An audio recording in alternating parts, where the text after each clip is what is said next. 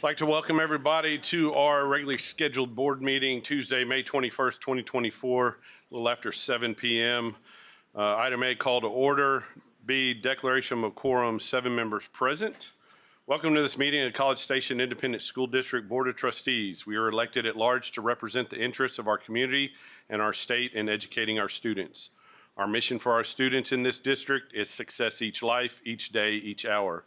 We adhere to all pertinent laws, policies, and procedures in posting agendas and conducting our meetings. The detailed agenda information was made available to us at least 72 hours in advance, and we have all come to this meeting informed and prepared. We've just completed a workshop meeting where we heard reports and discussed much of the information needed to make decisions in either this meeting or in upcoming meetings. This is a meeting of the 7 trustees in a public setting rather than a public meeting. As such, public comment is included on the agenda at a specific time and requires us to listen rather than take action so as to abide by the Open Meetings Act. We are pleased that you have taken time this evening to join us. We are very proud of this school district. We thank you for your interest in and support of our students. That'll bring us to item C, recognitions. I believe we have Oakwood and AMCMS tonight.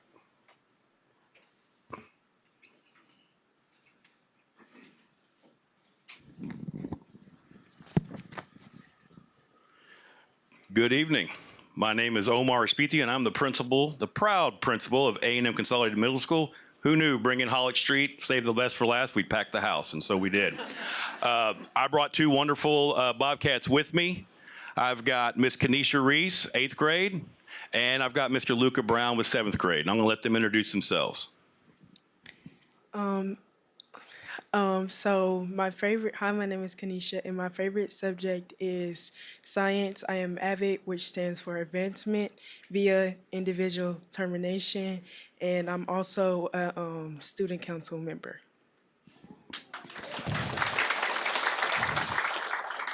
Hi, my name is Luca Brown, and my favorite subject at AMCMS is Principles of Applied Engineering. Shout out to my awesome engineering teacher, Mr. Bywater.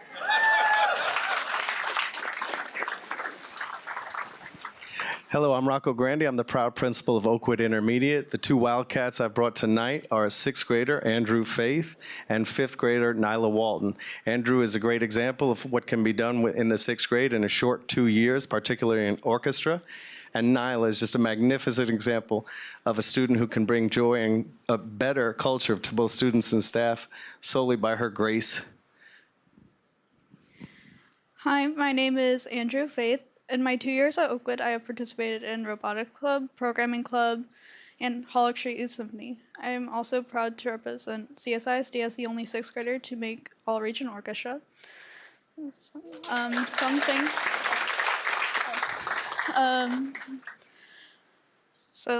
of my favorite things about Oakwood are the amazing staff in the orchestra program, and especially Mr. Grandi. You pronounced it right. Good job, kid. Keep going. Howdy, my name is Nyla Walton. I am in the 5th grade at Oakwood Intermediate School. One thing I love about Oakwood is the teachers because they always push us to do things we think we can't do. Even when we give them a hard time, they always have the power to show up to school day after day. One thing I'm looking forward to at AMCMS is playing sports like basketball, track, and possibly volleyball. Thank you for having me this evening. Thank you. Please rise and join me in the Pledge of Allegiance. I pledge allegiance to the flag of the United States of America and to the republic for which it stands, one nation, under God, indivisible, with liberty and justice for all.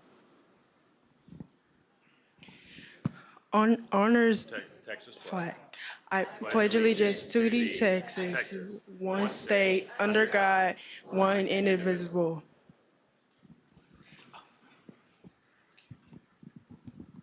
Please remain standing for the moment of silence.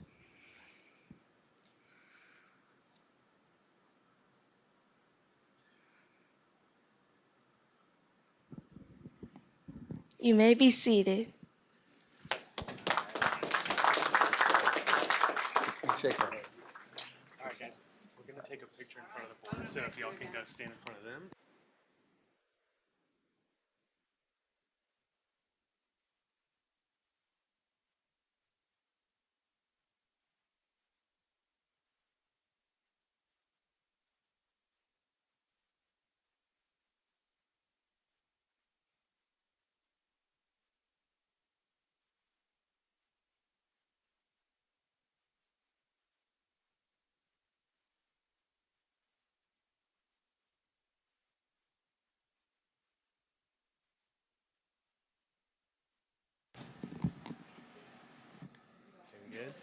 Okay, great job, guys. Y'all can have a seat.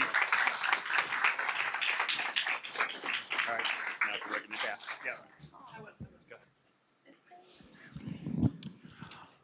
All right. Well, Dr. Harkrider, Mr. Horak, and Board of Trustees, it's my pleasure. I'm so glad that we get to go ahead and recognize educators on the campuses. It's been a new thing this year, and it's great. I didn't feel like I had the right to go ahead and pick because I could bring all of my teachers up here. So I let the teachers nominate and pick. And so I have 3 wonderful teachers and educators that I brought with me today. One was already recognized, but if y'all could come on up right quick, I promise, as much as I love the sound of my own voice, I will not keep you forever, okay? First off, Mr. Bywater. Mr. Bywater and I started off 7 years ago. He was in math. And we had an opportunity to move him into the STEM program, and he has taken it and run with it. He is one of the foremost individuals that has taken the program to new heights, literally, with the drone program that we're seeing more and more individuals. We have to tell people that we don't have enough room for it. It's great. I also want to shout out to Mrs. Bywater because the two of them, I call them the Hollick Street Dynamic Duo because there's not something they won't do. And one thing that you'll see throughout the night, or as I go ahead and talk about the other educators that I brought with me, it's the common thread of service to something bigger than themselves. And every day, what I see are educators that are giving back to their community. And what is heartwarming to me is to see something bigger than themselves and how they give back each and every day to our students. And so I want to thank Mr. Bywater. You can stay put right there, all right?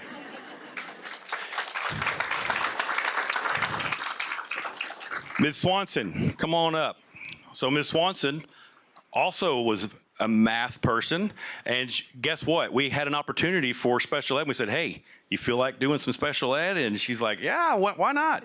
And now she is my department head, and she has single-handedly, along with the others as well, but single-handedly to a degree, she has kept our teachers so involved in what's going on program-wise. We have not seen what we have seen throughout the state and the nation of people leaving from the special services department, and I hold you as the reason for that because of your love for what you do and the support you give our teachers, and I want to thank you every day. Thank you very much. And last but certainly not least, Ms. Lydia Ramirez, come on up. She is 7th grade science. More importantly, she's one of my former students, go Consol. And when she came to me fresh out of college, I knew she was something special. Her professionalism, she cannot say no to anything as far as NJHS, service-wise. I don't think she knows how to say no. I really don't because, and sometimes I tell her, you got to stop. You're going to burn yourself out. But ultimately, she never seems to. She just always does more and more, and she is a bright light. She's part of my ed tech cohort. She was bringing in technology before we even had the technology in the classroom, and so she is on the forefront with our technology, and she is a shining star and a leader. And the best part is, she's a CSISD product. This is what we're about, folks.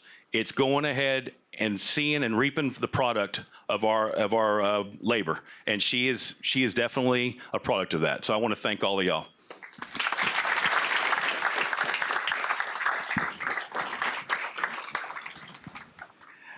I'd like to begin. I have 3 teachers also I want to recognize tonight. The first is our instructional coach, digital learning coach, Ms. Shannon Aspitia. Please come on up. She's also a local product, College Station ISD, and her contribution to our school in the past 2 years, giving our teachers support in the use of digital resources has been really phenomenal, and I want to thank her for joining us tonight.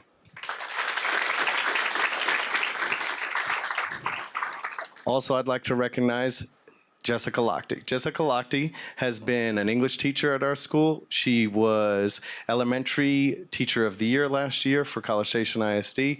She went into the role doing interventions and will continue next year as an instructional coach for us. She has mentored teachers at our school for years and is an incredible contribution to our community. Jessica Lochte.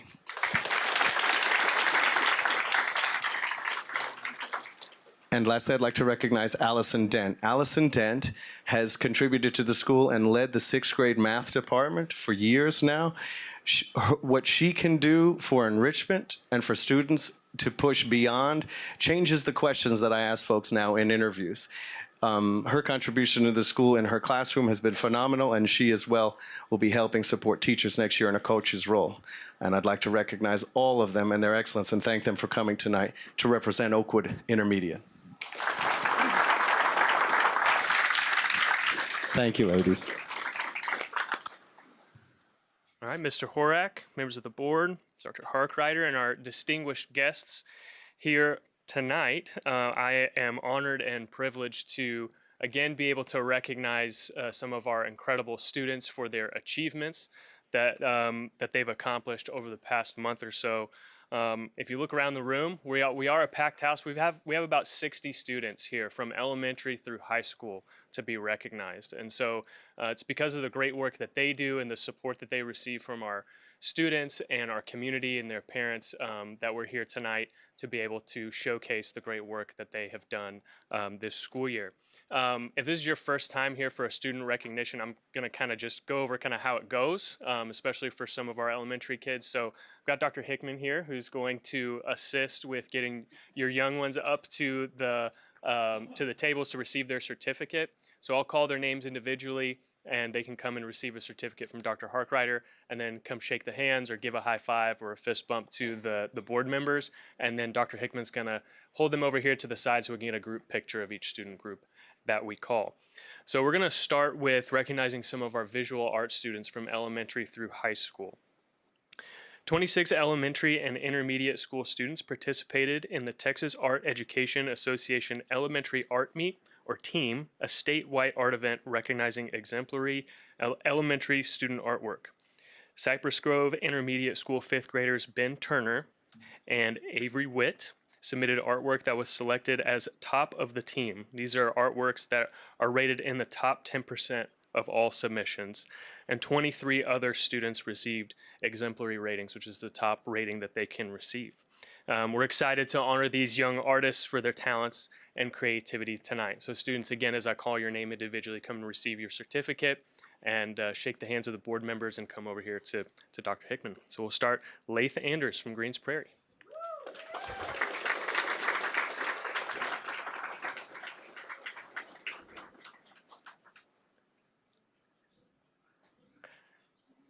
Mary Atkinson from South Knoll.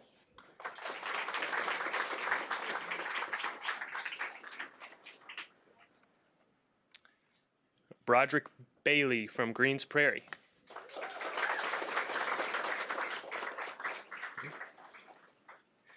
Vera Vargas from Greens Prairie.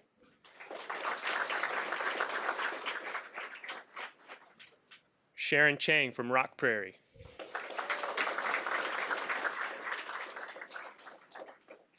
Amy Curry, Greens Prairie.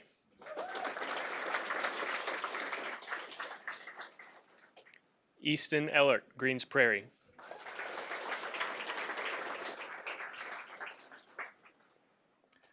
Serenity Ford, Rock Prairie.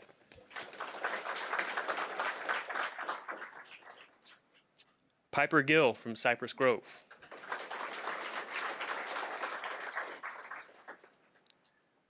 Dodge Hawkins from Cypress Grove. Adeline Hernandez from South Knoll.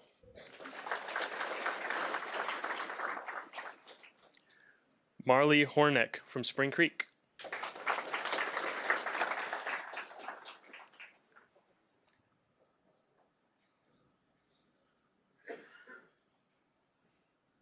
All right, Caroline Hu from Spring Creek.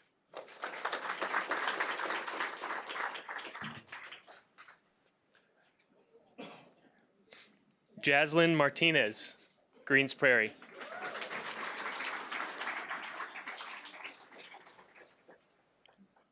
Novalee Oldham, Greens Prairie.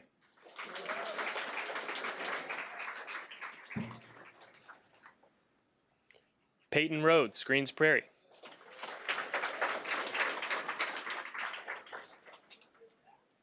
Aini Sar, Spring Creek.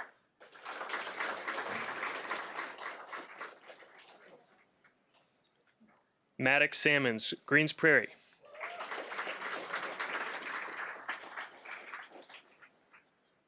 Sharia Sarapali, Spring Creek.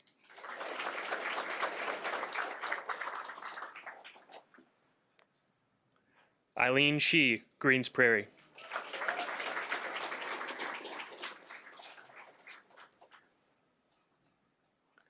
Remy Siegert, Greens Prairie.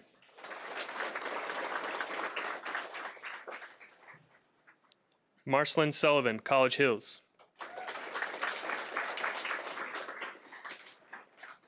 Ben Turner, Cypress Grove.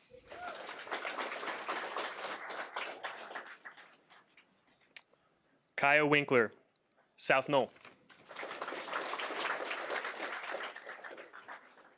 Avery Witt, Cypress Grove. And Sarah Zhang, Greens Prairie.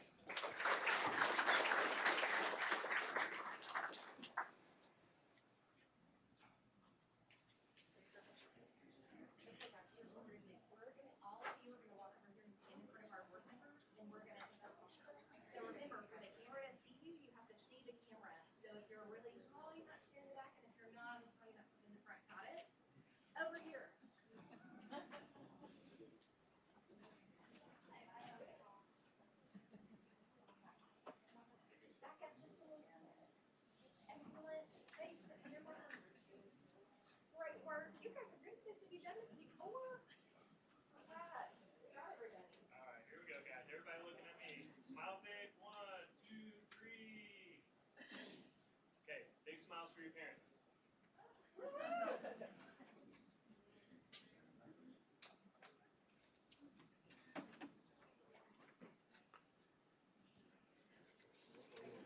All right, one more.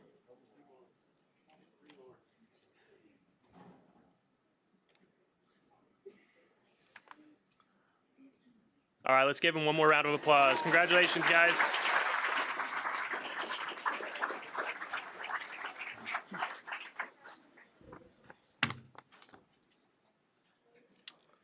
All right, continuing with students who were recognized for their artwork this spring. We had 3 students from Cypress Grove Intermediate that earned exemplary ratings for their artwork at the Texas Art Education Association Junior Visual Arts Scholastic event. This is a visual arts event that recognizes exemplary intermediate middle school student artwork. And I believe we have 1 student from Cypress Grove tonight here to be recognized, and it is Niley Folosso.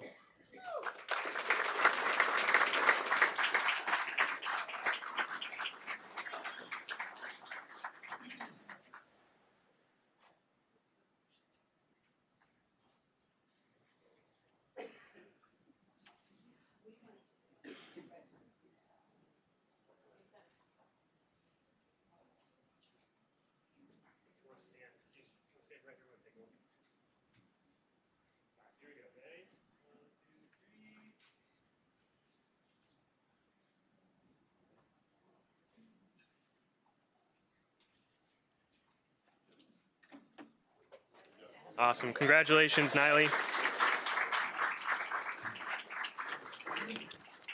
All right, and for our high school students, participated in the state VASE event.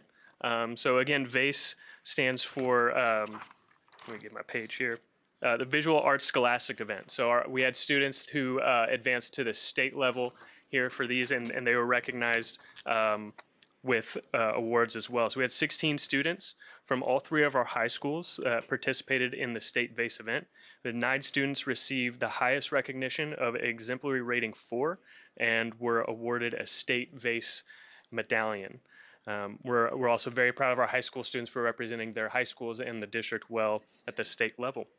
And we'll start off with Cheyenne Blackman from A&M Consolidated High School.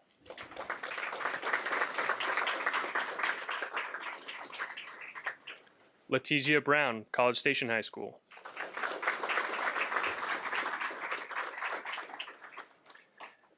Isabelle Surza from College Station High School. Wyatt Cox, A&M Consolidated High School.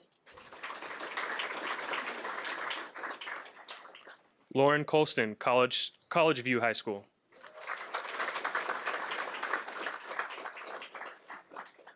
Miriam Demlow, College Station High School. Lillian Eubanks, A&M Consolidated High School. Sharon Gohill, A&M Consolidated High School.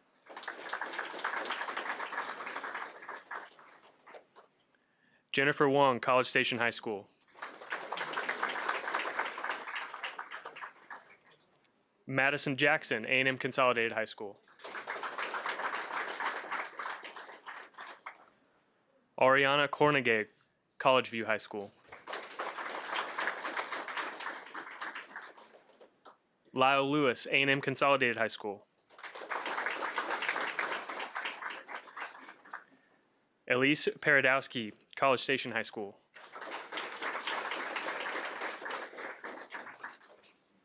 Ethan Weaver, A&M Consolidated High School. Margaret Witten, A&M Consolidated High School. And Cynthia Zhao, College Station High School.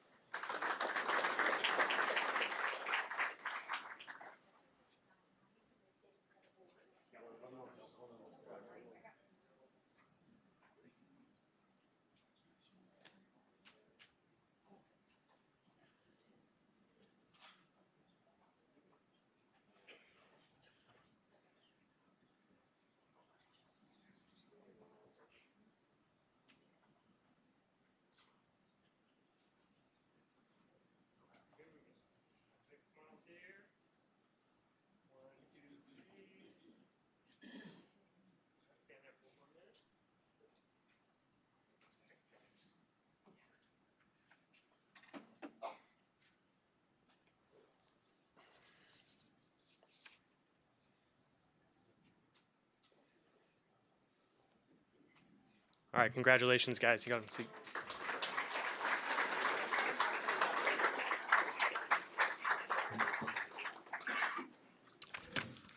All right, 7 students from A&M Consolidated High School participated in the Houston Art Car Parade, showcasing their creativity with a Magic School Bus themed car.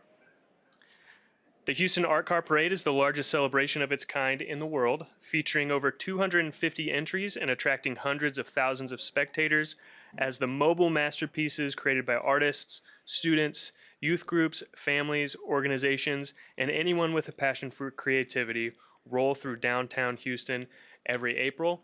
We do have some photos up here, but if you want to see it in person, it's parked right outside the boardroom. So on your way out tonight, check it out. It's great. All right. Again, these students are all from A&M Consolidated High School. Graham McAdams.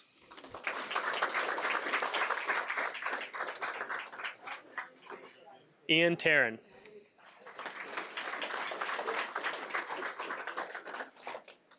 Domino Williams.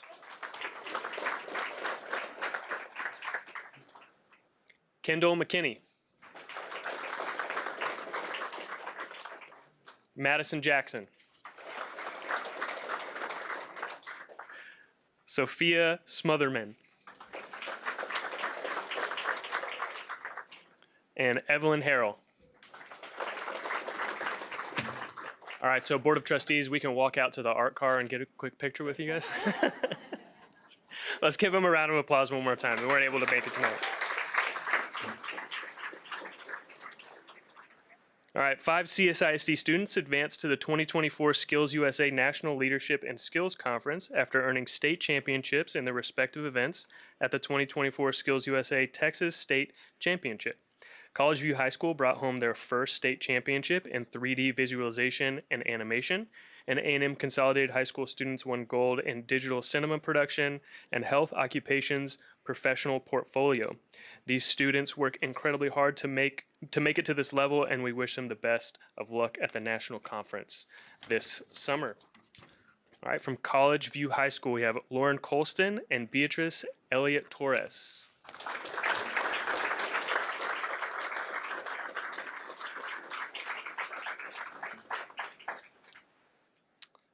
And from A&M Consolidated High School, Xander Cochran, Nathaniel Tremblay, and Joseph Ha.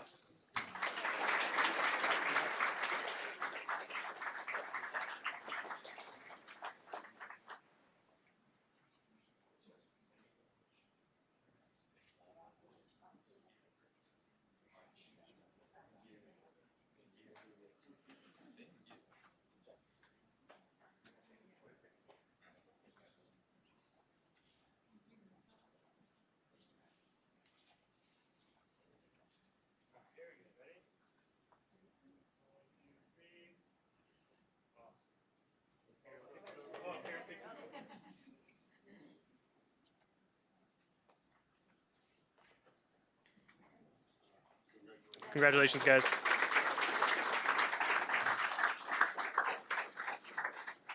All right, 4 CSIC track and field athletes competed at the 2024 UIL Class 5A Track and Field Championships in Austin.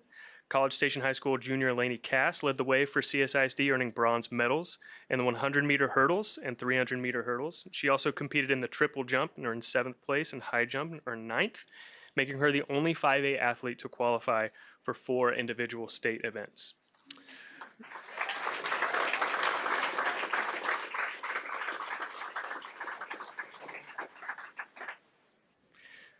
All right, College Station High School junior Ella Haverlook.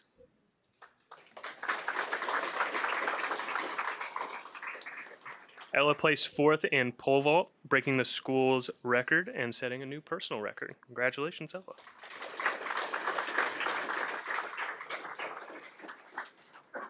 A&M Consolidated freshman Hayden Helms.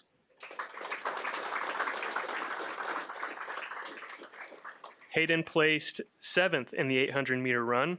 This is a significant accomplishment because she was the only freshman to compete in the 5A girls 800-meter event. Congratulations, Hayden.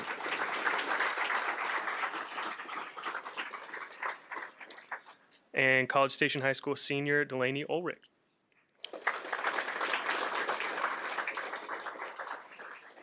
Delaney competed in 2 events. The 3,200-meter run earned 7th, and the 1,600-meter run and earned 8th. Congratulations.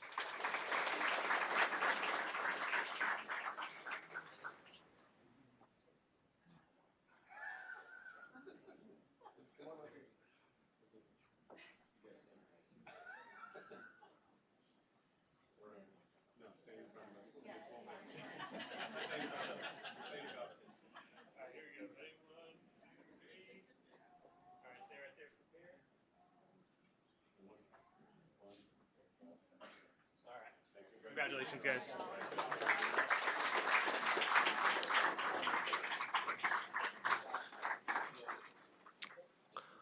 All right. A&M Consolidated High School junior Rains Watson. Come on down, Rains.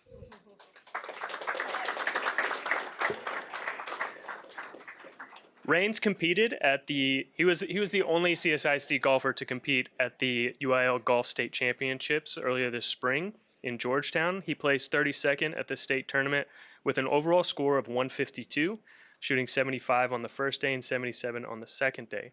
At the regional tournament, he shot 158 to place 4th, which advanced him to the state tournament as an individual.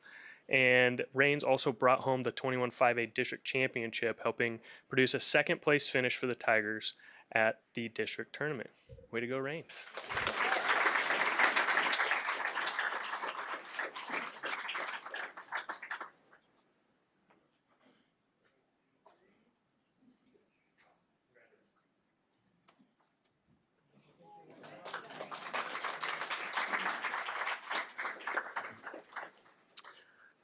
The College Station High School FFA meat judging team qualified for the 97th National FFA Convention and Expo to be held October 23rd through the 26th in Indianapolis, Indiana, after placing 1st in the Meats Career Development event at the 2024 Texas FFA State CDE competition held earlier this spring at Texas A&M University.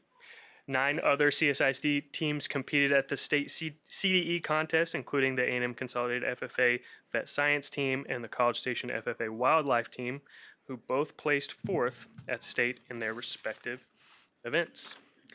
These are some incredibly dedicated and talented students. We've had the chance to see them in action out at our new CTE Center, which is great. And so we're very proud of them, and we wish them the best of luck at Nationals in the fall. So the team is Brady Lambert,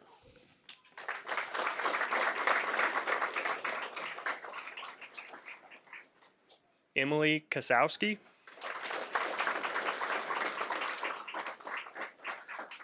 Kyler Wendt, and Rhett Lambert.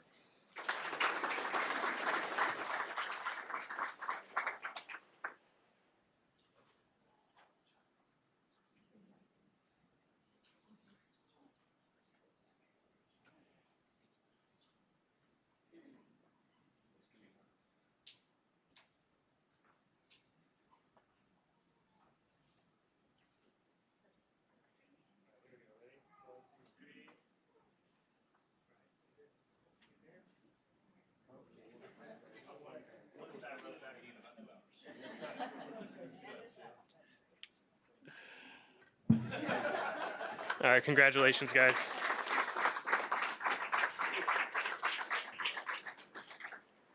All right. In theatrical design, College Station High School junior, Jasmine Noyola Ramirez. Come on down, Jasmine.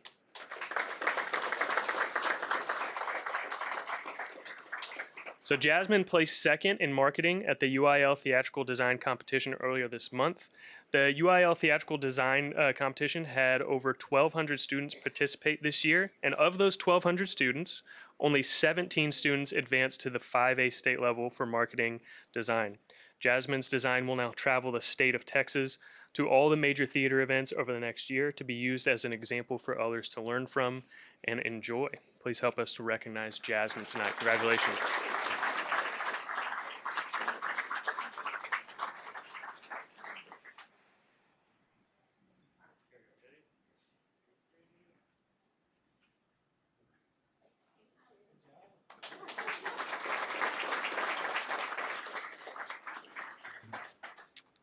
All right, and our last student recognition for tonight are CSISD gymnastics teams. So our gymnastics teams had a successful year that ended at the Texas High School Gymnastic Coaches Association state meet. A&M Consolidated High School placed 7th as a team, with sophomore Tyne Taplin earning a state championship on vault and uneven bars, 2nd in all-around, 7th in floor exercise, and 8th on balance beam. College Station High School ended their season 17th in the state. Congratulations to these talented gymnasts. From A&M Consolidated High School, Molly Ely.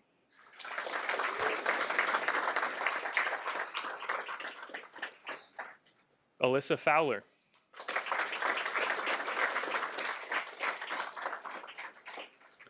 Madeline Gibson.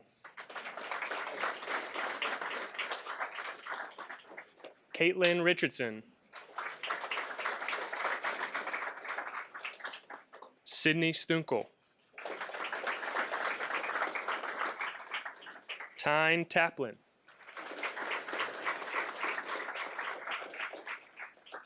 Emily Thompson.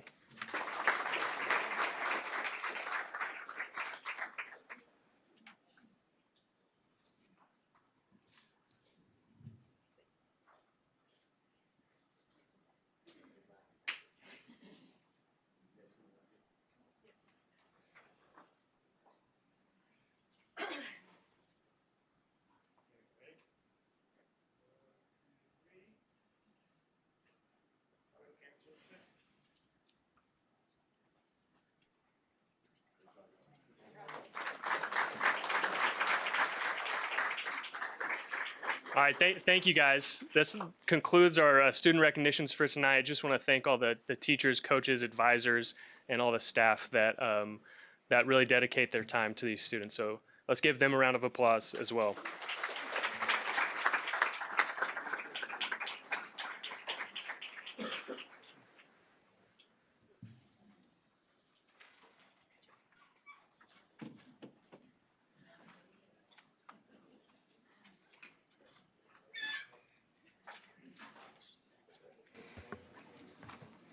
On your way out, make sure you recognize the artwork there at the back of our boardroom from the kids at Oakwood and A&M Consolidated Middle School. Just another way of how talented our students are here in our district.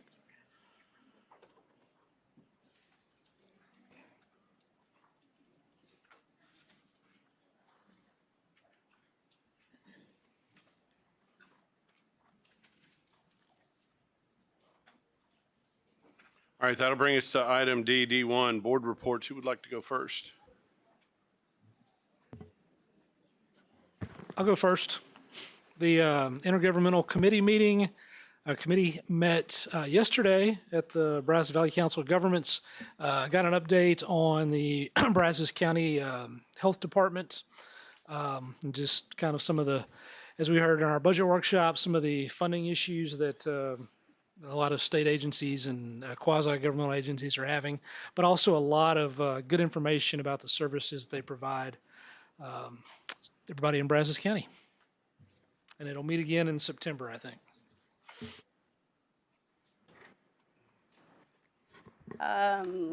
DEIC, the Education Improvement Council, met May 8th, and it was a very packed meeting, a lot of good information. Two main agenda items. One was a report on the core content areas, our math, reading, science, and social studies areas, both illustrating some of the key things they focused on for the year, right? And then also going through some of some of the amazing data that we have on the performance of our students across all ranges of students. So that was great.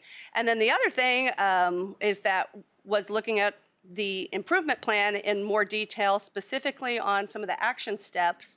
And as we broke out into some groups to talk about, are we working on the right action steps for next year? Was there any feedback on those? That next level of detail down on the strategic plan. And then also talking about what were some good ways to measure some of those action steps and measure those goals, putting performance objectives for each of those. So it was a great discussion. I know we take teachers' times when we're in that DEIC, but it was good to see them diving down deep into it. Two other quick things. I know it feels like we just finished an election, and I hopefully will say some thank yous to our community for the bond vote. But if you did not know, there is another election that is going on right now, early voting, and at least two potential things that could impact public education. So it's the primary runoff election that's underway, and depending on where you live and your address, everybody should be able to vote on the State Board of Education candidates. And then also some of you may be in House District 12, and there's a runoff there. And obviously, as we talk about many times, those legislatures impact public education highly. So just educate yourself and get out to the polls one more time. And then I have to add, as a parent of a graduating senior walk was a fabulous thing this week. It just really was. And I just want to thank all the campuses, all 10 elementaries and the high schools for coordinating and making it work, because it's a lot, but it's a wonderful representation of our whole big school community across the campuses. So it was wonderful. We just had our last Head Start Policy Council meeting last week, and I gave you guys some of these numbers last time, but the updated numbers are they have 360 families who've already applied for early education program for next year. And one of the things that was talked about as some of the parents who serve on that committee were there, is that over 450 people attended their family culture night that they had, and we got to chat about how that our program was able to provide the food, but the families were able to actually prepare it in the way that they do that for their own families, and so that was a big success, and just lots of success stories of kids who are going through those programs and benefiting from it. So looks to be a good year for them next year too. Education Foundation, we just had our scholarship reception banquet where we awarded $193,000 to 130 seniors in CSISD, and it was a wonderful event at the Hilton, and lots of really impressive students that are going to college or vocational. Following with that, with the Star Educator recognitions, there was nearly $10,000 raised by recognizing 785 of our staff members. Anything else? Dr. Harkrider, superintendent update. Yes, sir. It may be the last week of school, but it is certainly not a slow week. We've got a lot going on. We have early release. Our last day is on Thursday for kids, so early release on that day. On Thursday at 7 p.m. at the Rudder Theater, we have College View High School's graduation. And then Friday, our two comprehensive high schools will have graduation at Reed Arena at Texas A&M. A&M Consolidated High School will be at 4. College Station High School will be at 7. We have our District Leadership Academy on May 30th and 31st, and then our summer hours here in the district begins on June the 3rd. We're 7:30 to 5:30 Monday through Thursday with Fridays off. 8 for the second graduation, not 7. What did I say, 7? 7 p.m., yeah, 8. We're going to be there for like 8 hours, so 8. Sorry about that. When people showing up early. You can get there early, but we won't start till 8. All right, that brings us to item E, hearing of citizens' public comments regarding agenda items and non-agenda items will be heard at this time. During this time, public comments are welcome. The Open Meetings Act prevents us from responding to speakers regarding items not on the agenda. Comments related to items on the agenda may be discussed during deliberations on that specific agenda item. Please complete the note card and give it to the executive assistant. Public comments are limited to 3 minutes per person. Those needing an interpreter may have up to 6 minutes. Each person has one opportunity at the microphone regardless of minutes used. Unused minutes may not be accrued by another speaker. The executive assistant will time the comments and alert the president when time has expired. The board asks that those addressing the board refrain from derogatory comments. Just want to reiterate, we do have quite a few cards for tonight. So we will need to make sure we adhere to the 3-minute time limit so that we can have everybody have equal time at the mic. And then make sure we refrain from any derogatory comments. But we will start with our first card, Annie Newell Fugate. And I believe we're going to, is this right, Austin? Yeah, we're going to be right up here.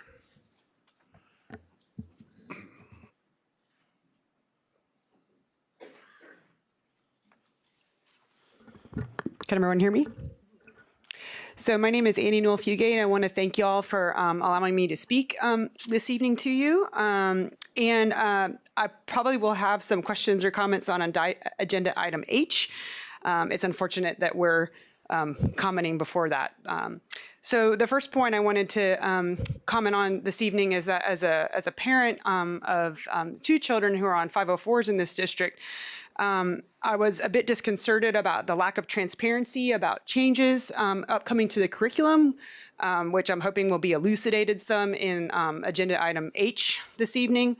And while I've been assured that SPED services will not be affected by proposed staffing changes relating to intervention, which I'm glad to hear about since both my children will now be put onto IEPs this year, the proposed staffing changes and coaches with push-in intervention in the classroom, as to my understanding at this time, have the potential to disproportionately affect students who might be in lower socioeconomic situations. And the reason that I say that is that it has taken me a lot of time and money by hiring advocates to get IEPs for my students in my family. And in particular with my son, he has had level 2 pull-out intervention to help with, until now, undiagnosed dysgraphia, which is a executive function and OT-based problem with writing. And without that intervention, he wouldn't have made as much progress as he has now. And if I had not had the time and the money to put into advocating for him and hiring advocates for him, he would not be benefiting. And I don't think he would be where he's at with push-in intervention, quite frankly. And so although I don't have data or have all the information, I'm hoping y'all can elucidate me on why you think push-in intervention or coaches in the classroom would be more beneficial than pull-out interventions now, particularly for students who may not already be receiving SPED-specific services on an IEP. And my other concern really relates to the fact that I've talked to a number of teachers in the district at several different schools, since I have students at more than one school. And I am concerned that with the current proposed changes as we all understand it, again, not having potentially all of the details, that some of the best teachers may decide to leave. And there was reassurance that there's not layoffs. And that's fine and well, but if student teacher ratios go up, which I understand there's a budget, I get it, I run a lab, I have a budget, I run a house, I have a budget. You know, if you have increased student teacher ratios and you have push-in interventions in the classroom, it really overloads the teachers. And we have some really excellent teachers. I mean, all of my teachers have been excellent. Thank you for your time. Thank you. Next speaker is Heather Nickel.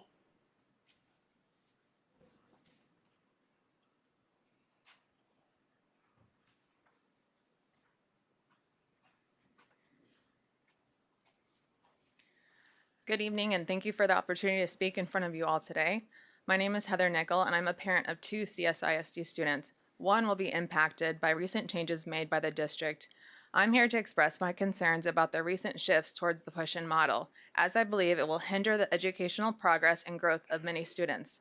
My daughter has dyslexia, and her grades were suffering earlier this year, prompting me to request an ARD meeting. Thankfully, the school implemented accommodations such as assistance with reading math problems in the classroom and additional support from a math interventionist Monday through Thursday.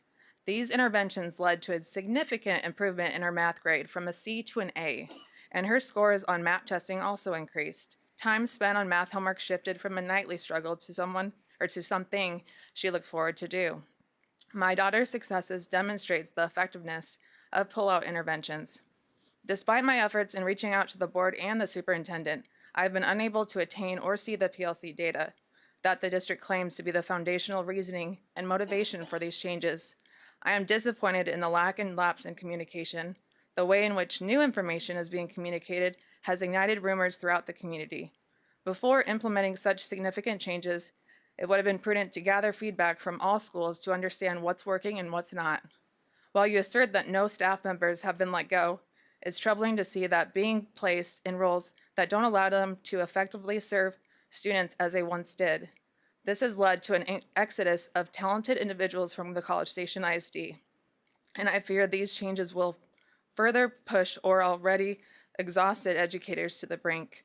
While I do understand that the position created will be to coach and support general education teachers, I fail to see how there's enough time in a day to accommodate each child when there is such a wide range of needs within one single class. Urgent action is needed to address these issues. As the new school year is approaching, an ARD has already been held to remove some of my daughter's services from her IEP.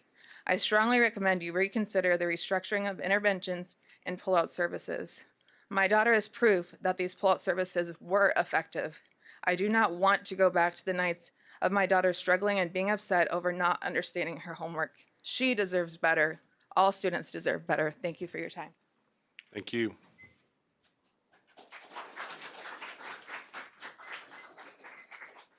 Aaron Williams.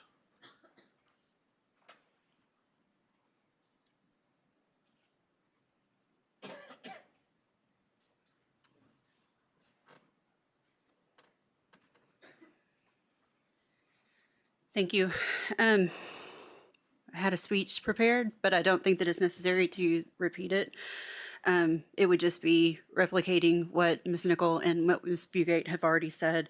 Dr. Highcrider, earlier in the previous session, you said that we will not compromise students and we will not compromise educators. I feel like with moving forward with this plan, we are compromising our students and we are compromising our educators. As Ms. Nickel said previously, and with my own students, I have two. They're succeeding with what they have, and taking that away from them, we're going to go back to sleepless nights. We're going to go back to struggles, and come to my house in the evenings and see what we deal with. It's miserable, and when they have those in place, they succeed and they love school and they love our educators. And I will fight for our educators and I will fight for my children every single day. And that is why I'm here. Please don't take those away from them. There's success in that. Thank you. Thank you.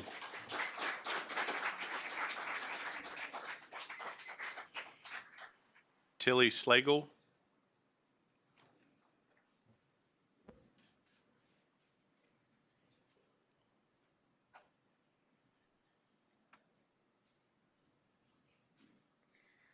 My name is Tilly Slagle, and I am a resident in College Station ISD.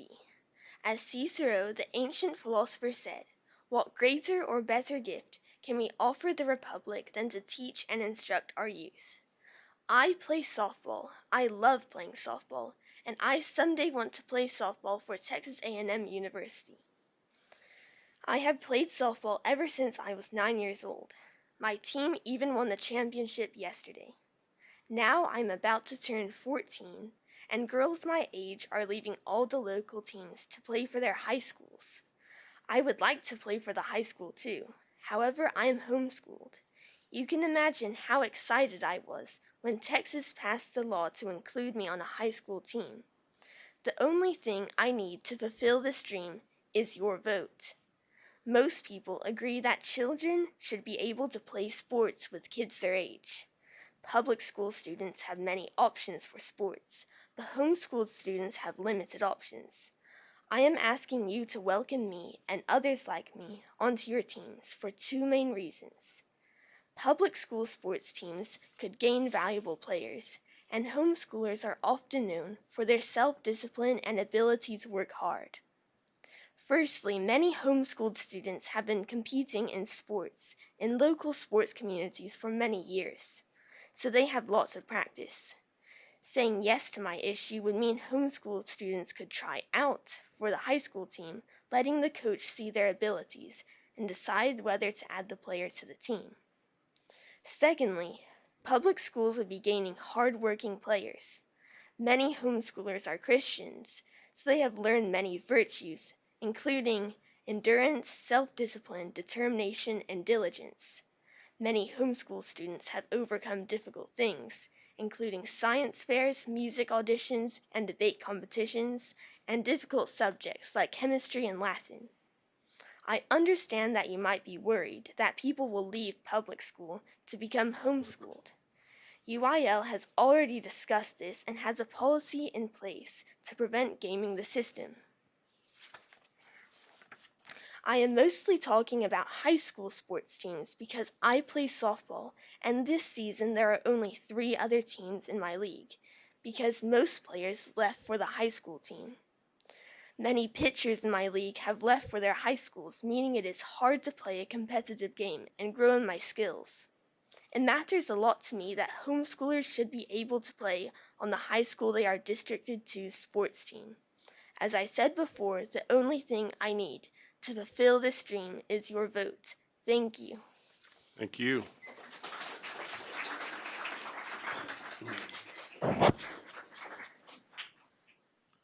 Luke Bales.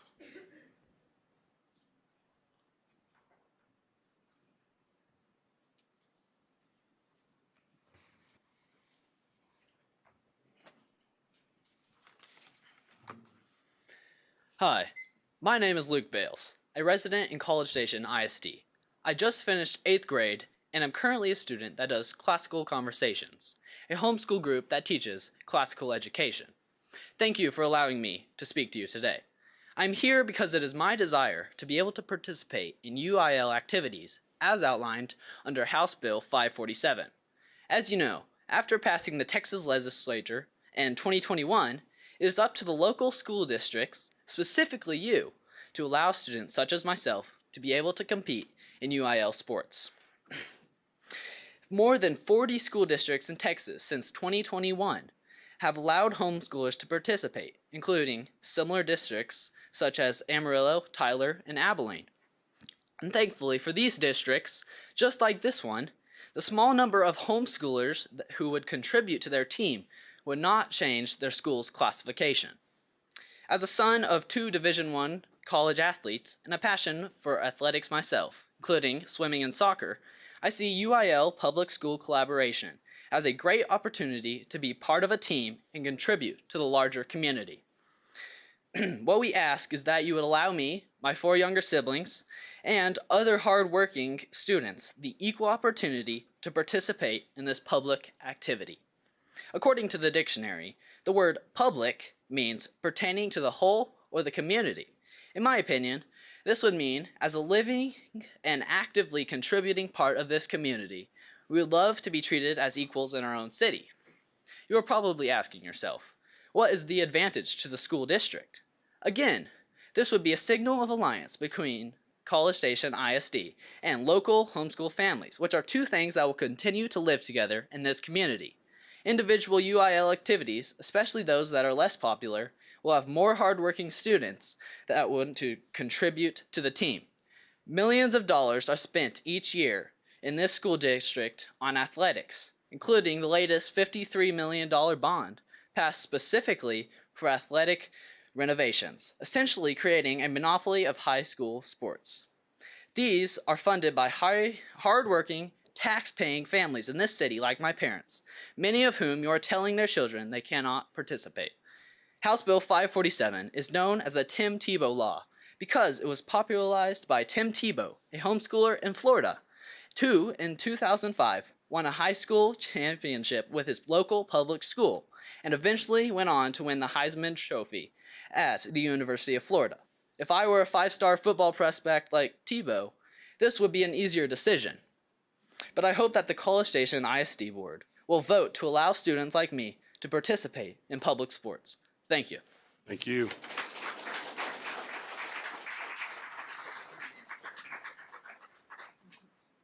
Astrid Schlegel? Sorry.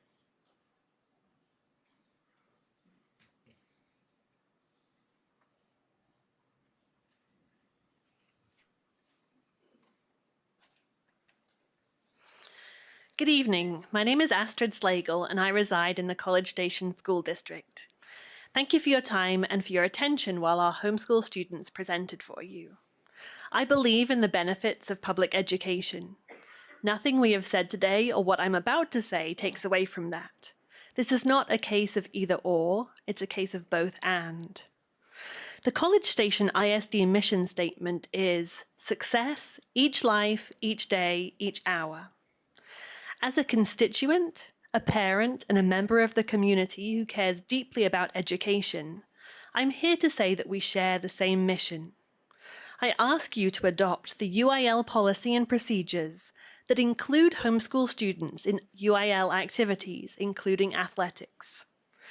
This UIL policy has been around for several years.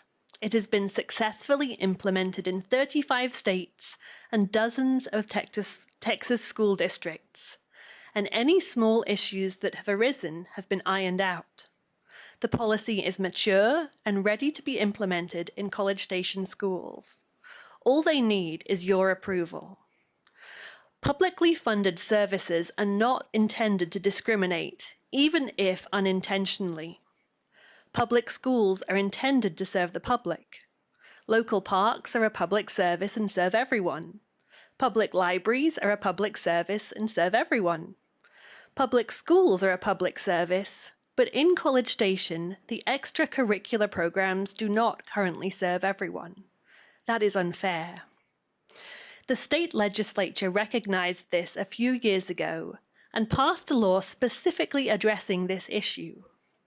HB 547 states, "This bill recognizes the rights of homeschooled students to participate in extracurricular activities offered by public schools, promoting an inclusive environment that benefits all students in the community." Choosing one type of resource like homeschooling should not exclude access to other resources like sports. However, homeschooled students between the ages of 14 and 18 are currently severely limited in their opportunities to play competitive sports at a rigorous level. Instead of an all-or-nothing approach, which forces families to choose public school if they want to be included in even one extracurricular, the greater community is better served if the extracurricular activities are treated as outlined in the UIL policy designed to include homeschooled families. I encourage you to take this opportunity to embrace inclusion and unity. Don't turn us away. In the end, we all agree, success, each life, each day, each hour. Thank you. Thank you.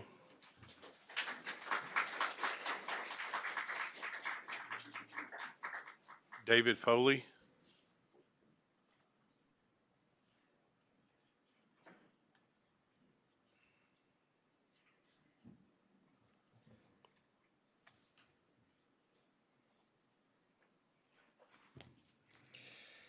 All right, well, I'm glad to see other parents are engaged, and I'm not the only one that was shocked at the decision to remove pull-out intervention and non-GT enrichment. The phrase, increasing teacher capacity, sounds like a worthwhile goal, but time's a finite resource. Really, this is asking teachers to do more with less. With fewer adults available to teach, I can understand the appeal of software, promising adaptive instruction to reach each student, In reality, a computer is not a replacement for a person. COVID really brought home the importance of directly interacting with a human instructor, and that's what our children deserve. Asking teachers to cover grade level TEKS, fill in gaps for students that need additional support, while also providing some students with challenging enrichment activities is not reasonable. Something will have to be given up. Finally, state standards for higher grade levels are not a GT program guide. Those kids have a testable need for services, and the state is clear about the goals for that group. The TEA calls for self-directed learning, thinking, individuality, and creativity. Self-directed learning, thinking, research, and communication. And the work that students produce must reflect individuality and creativity. There's already an option to skip a grade if GT kids just need to move further along in the curriculum than their peers. That's not GT. They need a teacher's guidance and cannot be expected to just develop skills on their own. COVID just taught us how important direct human interaction is. Please ensure that our elementary and intermediate children continue to receive the high-quality instruction that we've come to expect from CSISD by keeping pull-out enrichment and intervention services provided directly by a human being and safeguarding the teacher's time to teach their class. Thank you. Thank you. Eleanor Sue King.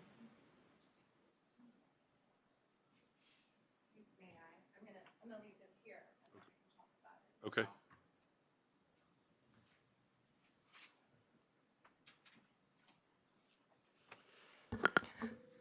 Thank you, Board of Trustees, for having me tonight. My name is Dr. Eleanor Sukeen. I am a former teacher and assistant professor in the School of Education here at A&M and a parent to a third grader receiving the GT pullout services. Today, I'm here to talk to you about my daughter so that you know a little bit about her story as you're making these changes to the program. I actually brought her recent MAP scores to share with you. At the end of this year, she is in the 99th percentile for reading, math, and science. And in fact, some of these numbers do not even fall within the bracket of third grade. And you might think it's silly for me to be here today with these scores, but I also want to share with you some of these other numbers, including the 22 days of absences this year and the number of therapy sessions that she's been attending. My daughter, like many other GT students, is twice exceptional, meaning that she's academically high achieving, but this is likely because of her diagnosis with ADHD. She's able to hyper-focus on things like reading, and she could be by that train on Wilburn, it can pass right by her and she will never notice. But yet she struggles with the seemingly small things like sitting still, being patient, waiting, and managing her thoughts and emotions before they run out of her mouth. This year in particular, my daughter has struggled with anxiety and negative self-esteem in her gen ed classroom because honestly, she was bored and got in trouble a lot because compliance has to come first when you have teachers trying their best to meet the wide needs of 20 students, particularly students who may be underperforming at grade level. The only thing that convinced my daughter to go to school was her GT teacher and in the pull-out model. This environment allowed her to thrive instead of survive like she was doing in her gen ed classroom. And this is similar to the enrichments like all the sports and the music and the orchestra and all these students who are here today talking to you about all the awards that they've won. Giving children a holistic education often means that this might be the one reason why they are coming to school. I've heard that the district will assess the effectiveness of the program via student test scores, but given that our students are high achieving, how will you account for ceiling effects?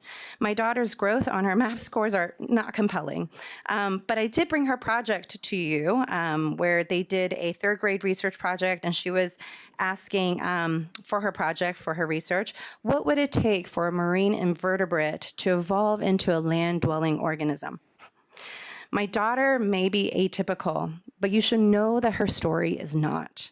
I ask that you remember her story and many others like her and consider these impacts in your changes now and in the future.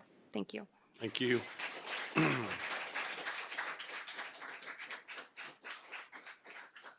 Beth Netherland.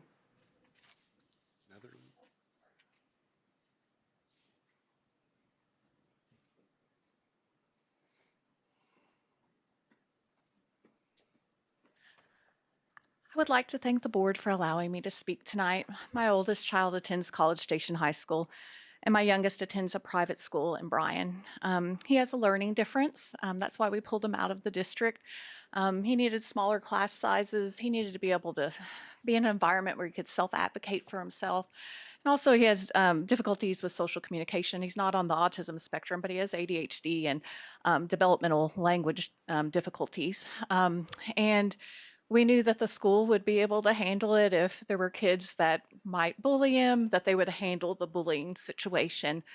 One of the outside interventions that he gets is for reading comprehension and written expression, and so I'm kind of plugged into some of the evidence-based solutions that are out there to help children with learning differences.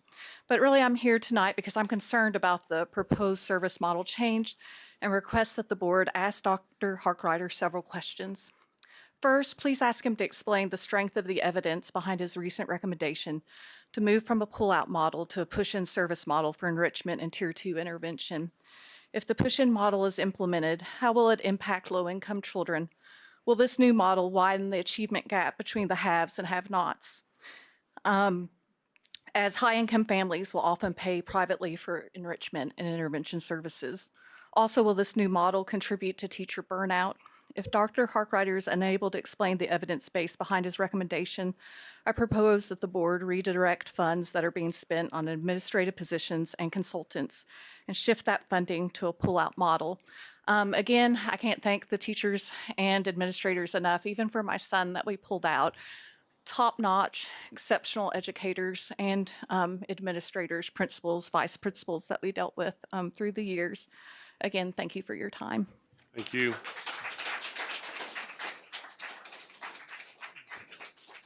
Max Tower.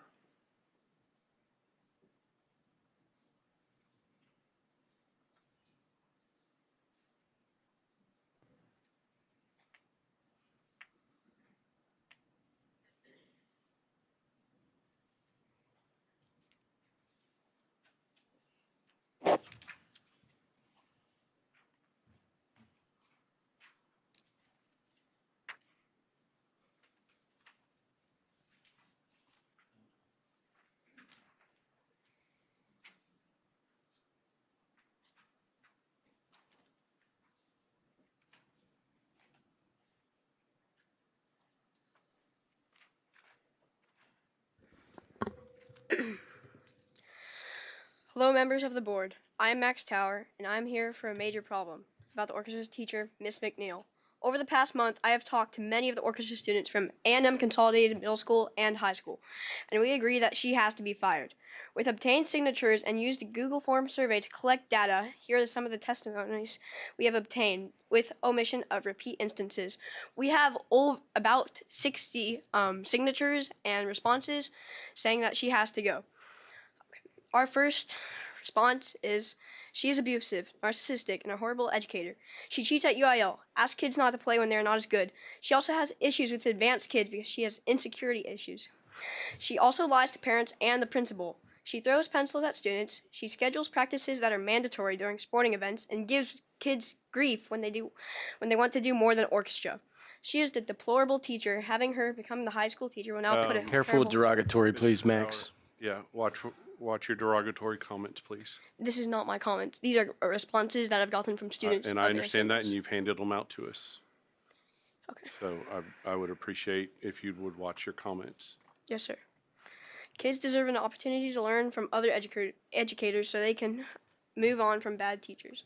Also has no advanced string instrument training to help the high school students, as she belongs in the band since she has no familiarity with playing string instruments. Next response. She is disrespectful, manipulative, an abusive person mentally and sometimes physically. She has been known to tell kids to throw pencils at other kids and sometimes throw them at them herself. She then tries to play it off as a joke. She name calls people for something they didn't even do. She's also a bad conductor and teacher who can't play a single string instrument. Almost every string teacher I know can play a string instrument except her. That, along with her manipulative personality, she has also scheduled mandatory events during other cross-country meets, basketball games, and track meets, basically making us choose, which is unfair. She has given me an unfair grade because I made a minimal mistake compared to others.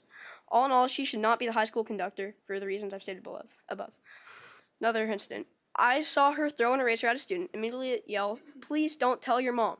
This student proceeded to complain about this to their mother and file a complaint. And Miss McNeil proceeded to hold a grudge against this student for the rest of their orchestra career, which lasted 1 year because they quit. Another one. These experiences are not about me, but they shaped my disliking regarding Miss McNeil. I will not mention real names to keep their privacy. Anonymous 1 has been inflicted by Miss McNeil's disrespect quite a few times through their time in orchestra. Anonymous 2 has been clarifying questions so that we are not confused. Miss McNeil insulted them by saying they were asking stupid questions and then answered in a disrespectful manner. Anonymous 3 was in a similar situation when Miss McNeil treated them poorly for a behavior that had not been needed handling in the way she did. Anonymous 3 is perhaps one of the biggest reasons Miss McNeil has gotten my contempt. Nani 3 was playing their instrument in class for solo performances. Thank you, Mr. Tower. Thank you.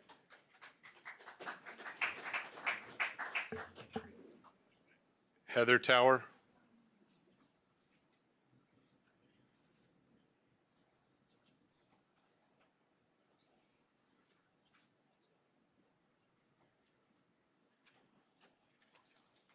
Hello, Yes, ma'am.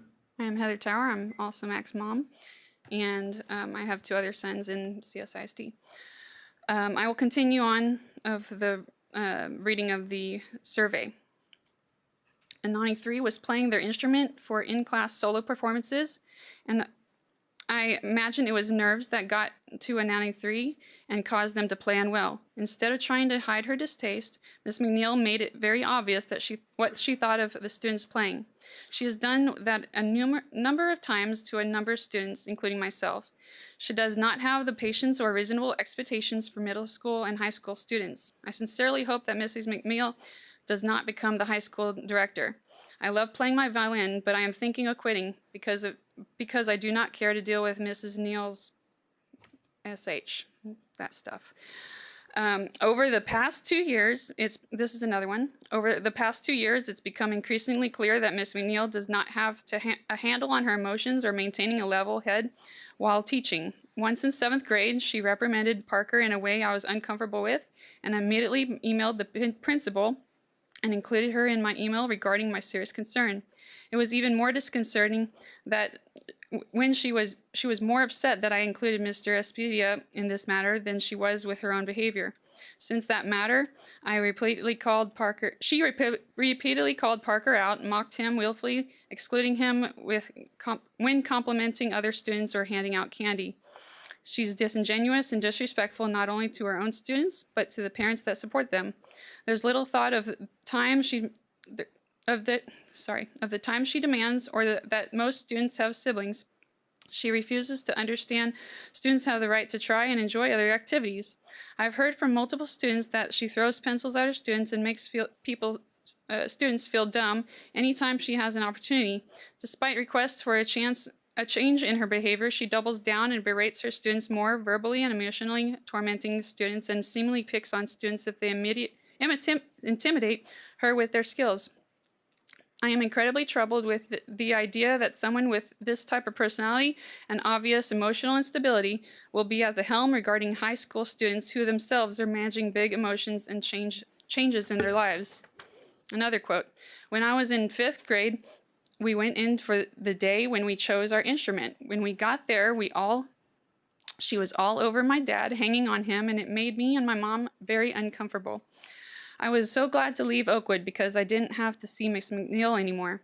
After my 7th grade year, our teacher, Miss Mrangle, left, and Miss McNeil got the job at the middle school. My mom got the email that told us she was coming, and I cried, like genuinely depressed that she was going to be my teacher again. She and I have always butt heads, but it's mostly due to her just being aggressively rude. Thank you.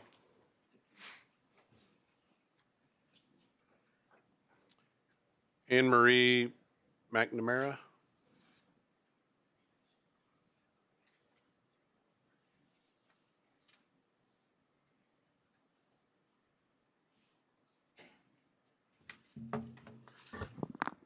Hi, I'm Anne Marie McNamara. I'm a parent of 3 children in the district who receive GT services. I'm also an educator and a researcher, so I'm going to try and come at this from a research perspective. I'd like to talk to you about the planned interventionist changes. So there's three broad points that I want to make. The first is I want to talk about what are the benefits of pull-out enrichment and gifted services. The second point is what are teachers' experiences of pull-out versus push-in services. And the third is that I don't think that test scores should drive these decisions, and there's evidence to support that too. So first, what are the benefits of pull-out interventionist services? There are 4 points there that I want to make. The first one is that peer relationships in the classroom are enhanced by pull-out enrichment services. So one study looked at the peer relations of 4th, 5th, and 6th graders participating in pull-out enrichment programs. And they assessed peer sociometric assessments, evaluations of friendship relationships, and peer nominations as aggressors and victims of aggression. And what they found in that study is that relative to other classmates, those children in those enrichment pull-out services were evaluated by their peers as having greater social acceptability and social competence, demonstrated greater awareness of reciprocity in friendship relationships, and they were perceived less often as both an aggressor or as a victim of aggression. So these findings suggest that a pull-out enrichment program is associated with enhanced peer relations in the classroom. There's evidence that GT students are more motivated when they have pull-out services. So in a study, they examined the satisfaction of high ability students. There were 203 students, and they looked at their satisfaction in terms of autonomy, competence, and relatedness, and they found more favorable motivational outcomes in the pull-out class as compared to the regular class. Third, project-based learning has an advantage for GT scores. So even when using testing scores, there's evidence that involving GT students in projects improves those scores. And those projects are harder to accomplish when the teacher is trying to do them in a classroom, attending to many other kids. They're really well suited to pull-out services. And fourth, GT pull-out benefits racial and ethnic minorities in particular. So if you look at who is going to gain from that, there's difference according to their identities, and there's evidence to support that the racial and ethnic minorities actually benefit the most from those. So they're going to be the most hurt by those services going away. So that's a little bit about what we can benefit from those pull-out services, teachers' experience of those services. This is a quote from a teacher. I have taught with both settings, meaning pull out and push in, and found that systematic, focused pull out instruction in a quiet setting with few distractions is far more effective. Didn't get to my other points. Thank you. Thank you. Nate McNamara.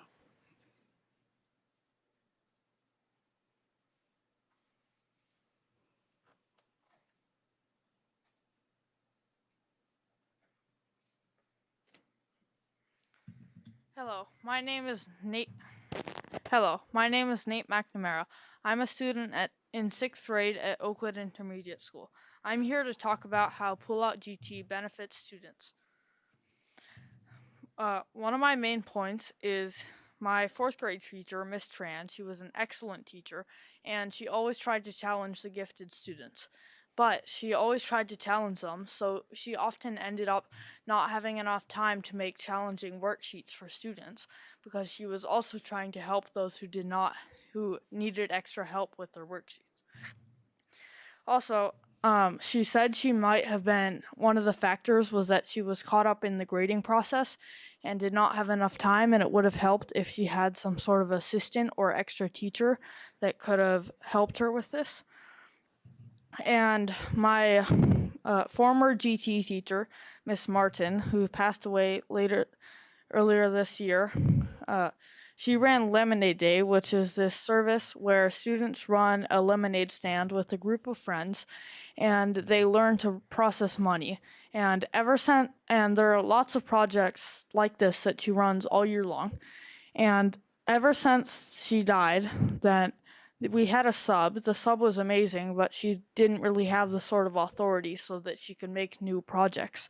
So ever since then, I asked some of my fellow classmates, and they said that school felt like it had less of a point because it was sort of like we never did anything special. And it was the same thing over and over because the so-called advanced work in classes was the same thing, just more of it.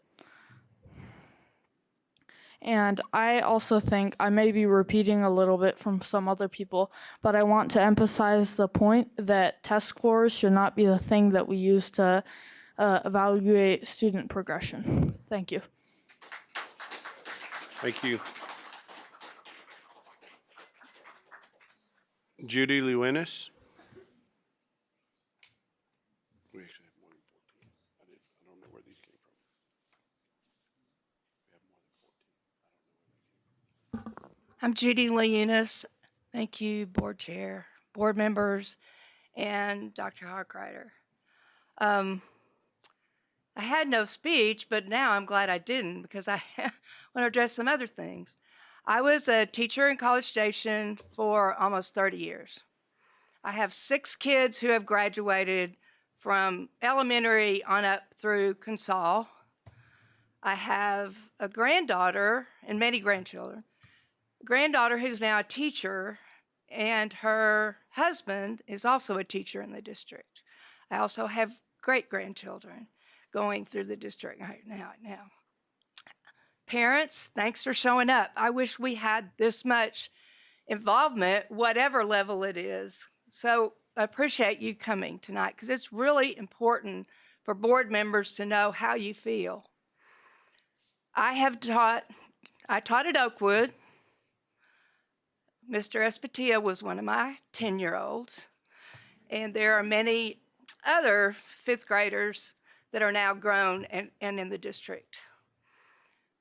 Dr. Harkrider, I'm really counting on you because we don't know what this plan is. I have taught GT pullout, which was a dream. I've taught the lowest kids, the toughest kids, every kid I taught, I loved, and they were all great. But I've been through all these programs before. So I'm trusting you, especially with these budget cuts with the legislature, which I'm involved in, as y'all know. I'm trusting you to listen to them, listen to the kids, but also keep everything, within the budget. I will say, Chair, whom I know, I'm very disappointed that the rules weren't followed and that I was president of the teachers organization. I know there can be issues with teachers, but teacher was allowed to be drugged through everything in front of a full board meeting. As president, I had to deal with teacher issues, but we did it privately with the board. So I'm hoping that you will think about this and not allow people to be, you said no derogatory, everything was derogatory. And I'm not saying that situation is perfect for the kids, but there's different ways to handle it. So thank you all for listening, and I really appreciate, especially all the parents showing up. It was wonderful also seeing all the kids that got honored as well as all the teachers. So thank you. Thank you.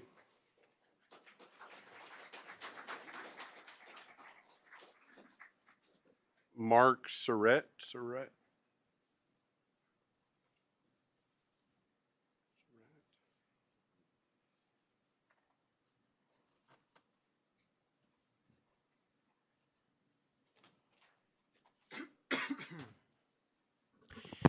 So first, let me thank everyone for giving me an opportunity to speak tonight. I found it incredibly inspiring and brave to see some of the students here stand up and speak about their orchestra teacher. And this forum is not purposely to try to, really tear someone down, but rather to come up with a solution.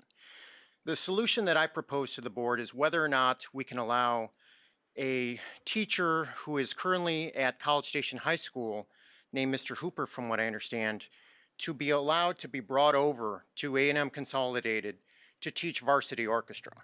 I think students that are advanced, that have a higher string knowledge base, deserve that. They deserve an opportunity to learn from somebody who's vetted in that field.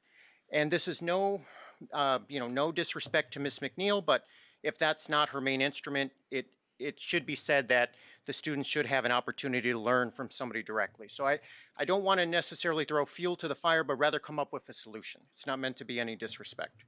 Now, continuing on, the students are brave and they asked me to continue reading, so I will. But I just wanted to propose a solution to the board of having Mr. Hooper teach varsity and be able to transport between the two locations.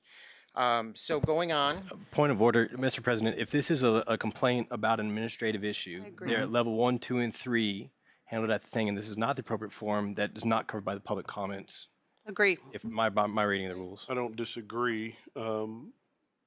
We do not have a policy in place currently. However, we can determine, and I might have to look to Austin on this or Dr. Harkrider,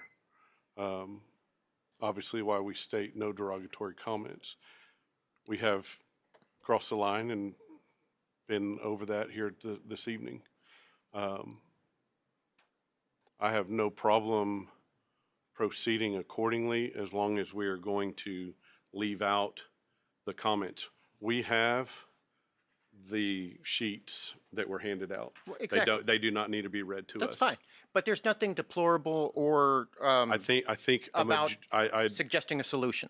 I don't disagree with that, but you just mentioned you were going to read the comments continually. From that. I can refrain from that. So my point is that students deserve an opportunity to learn from different educators, and continuing on for an additional 4 years when students have already voiced their bravery in this form, you know, that's just unfair to students. We all have an opportunity to learn from different educators, and I've approached Mr. Eakes with this. He's known about this for a very long time and has kind of buried this under the rug, so to speak. This is not new news. This is old news. And they deserve an opportunity to learn from other instructors, especially if they have, you know, issues such as this. So out of respect to the board, I'm just proposing a solution, and there's nothing inflammatory about that. Thank you. Thank you.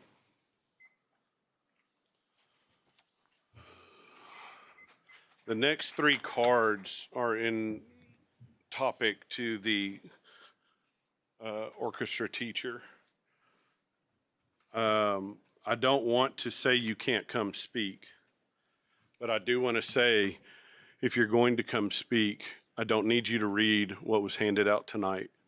I have no problem with what the last speaker said as far as solutions, things like that. But if this is in regards to specifics, we have a process for that. And you can follow that, and that's why it's in place.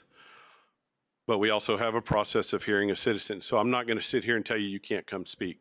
But I don't want to hear the specifics about what's going on with a staff member within the district, because that's not what we are here tonight to hear about in item E. So these next cards, like I said, I have no problem if you have an opportunity to speak, and if you choose to forego that, I understand that. But I just wanted to make that clear as we go forward, because like I said, as a school board, we don't currently have a policy in place that is in specific to hearing of citizens. We obviously, I've made a note, we will address that here this summer going forward. Our next card just has the last name, I believe, Surratt, so I don't know who that was. Okay.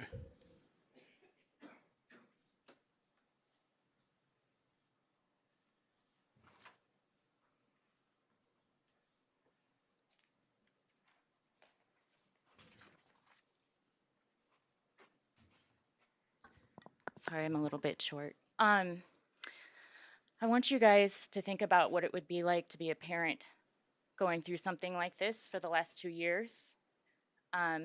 It has gone through the channels. We have spoken to Mr. Spedia. We have spoken to Mr. Simak. I have sent emails to Mr. Harkrider. Whether or not he got them, I don't know. We've tried. This was the only way to try to maybe bring some attention to the issue. I think it should be noted that you had 59 responses, and there are several students who refused to respond for fear of retaliation. You can speak to Mr. Hooper about specific incidents because he is aware of some. from other students who are afraid to speak out. I think we need to, as a district, protect our teachers, but protect our students too. And if our students are trying to speak out and they're trying to say something and it's falling on deaf ears, and as parents, we're trying really hard to follow the protocols and we're trying to do the right way, but nothing's being done, at some point, unfortunately, it gets a little bit drastic. And it wasn't meant to be disrespectful, but it was meant to say, hey, this is a problem and it's huge. And my son, who will eventually come up here and speak, he made varsity orchestra as a freshman. He was the Region 1 viola player this year. He wants to go to MIT. He wants to go out in the world and do great things. And I think we need to remember these students that are coming up here are going to go out in the world from this district and they're going to make you proud. And they're going to come back and they're going to do wonderful things in this community. But if we don't let them flourish, you're holding them back. And I think we need to keep that in mind if students are willing and brave enough to come here and speak to you about a problem they're having and asking for help. And all that I ask is that you listen and you remember what it's like to be a parent in that situation and you're doing your best to support your student. I do have 2 students in the district. My son is here. My daughter, I am withdrawing. It's just not been a good fit for her. But maybe if you allow the homeschool rule, she'll be a state champion tennis player for you guys. So thank you. I appreciate your time. Thank you.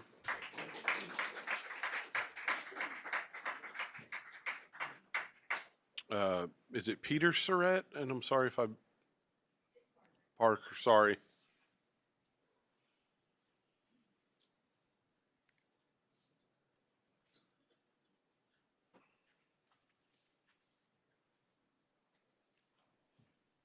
Hello, I'm Parker Surratt. I'm speaking on what was just recently said. Honestly, I couldn't have said it better than my mom had said it. I'm thankful that y'all are taking this into consideration. I think it is a very big matter that I think should be,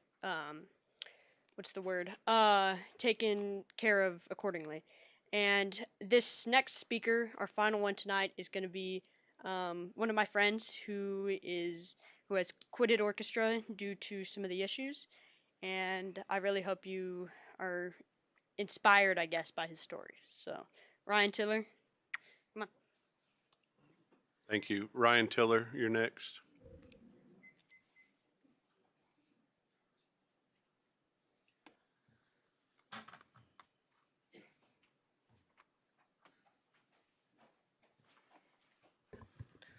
Hi, I'm Ryan Tiller. I would like you to take into account all of the students and parents who have come up here and spoke today, and I would like you to take in consideration and make your decision and think very carefully about your decision on who is the new high school teacher or new high school orchestra teacher for A&M Consolidated High School for the 2024-2025 school year. Thank you. Thank you.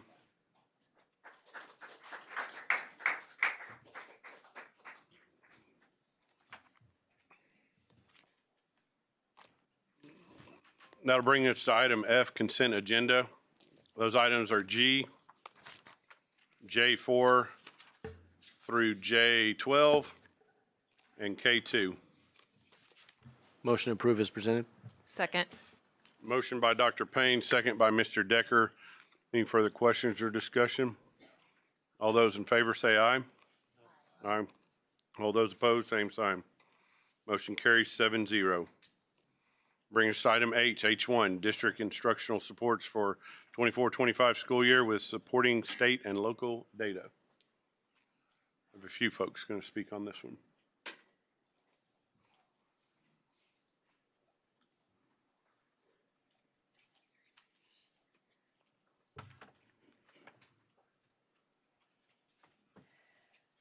Good evening, Dr. Harkrider, members of the board. Thank you for your time this evening while we discuss the 2024-2025 instructional plan.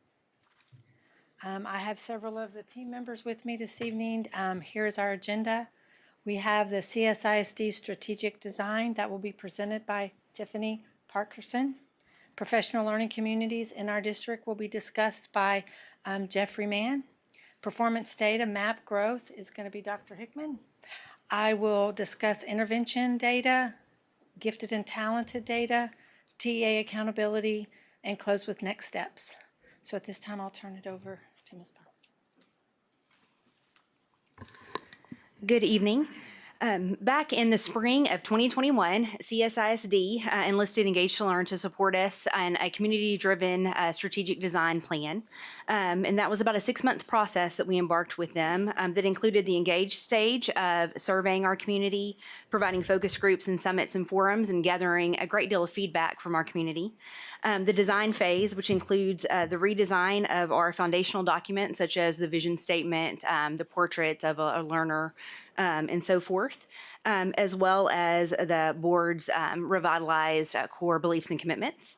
And then in the create phase, we took all of this feedback and information and created the 6 goals of strategic design that then led to our action steps and plans, as well as our instructional model with the framework for success. And all of that was aligned with our community-based accountability system as well through that process. So just a couple of key points from that process that I'd like to reiterate and share. We looked at a lot of information as a committee. And remember, this committee was made up of not only educators, but also business owners, community members, parents. We even had some of our students who participated as members of that team. We looked at, during that design phase, a lot of information that's listed here, but it's widely varied from our financial reporting to our taper report, which really shows some of the STAR data and all of that information, as well as a community engagement summary report, which really captured the trends across our community feedback and so forth. From all of that analysis and all that information, small teams of folks did SWOT analysis protocols, and from there identified the critical opportunities, and we identified the trends across the room, which resulted in these really broad goal categories, which include instructional practices for all, addressing achievement gaps through instructional practices and also through relationships and cultural learning. Expanding our community partnerships, and then looking at technology from 2 different perspectives. First of all, our infrastructure support, just having access to devices, for example, falls into that category, and then the training and development and the instructional usage of those tools. We wanted to share a little bit about the community engagement survey. It was quite a lengthy document.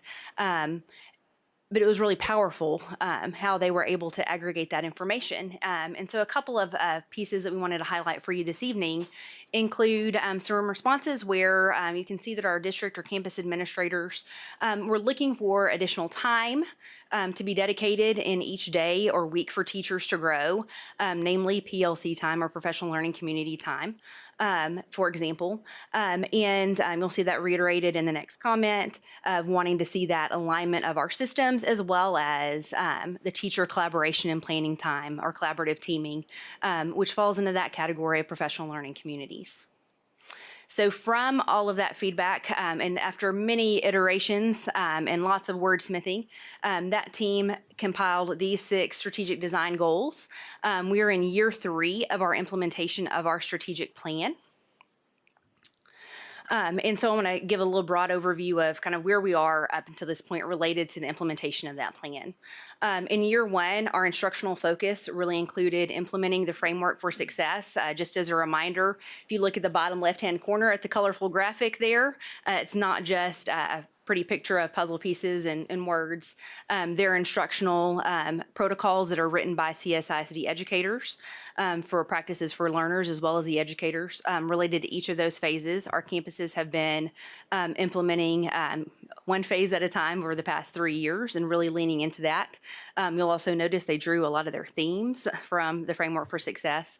That framework also has the associated research-based best practices provided by Engage to Learn, such as small group instruction, differentiated instruction, standards alignment, assessment, formative feedback, and so forth.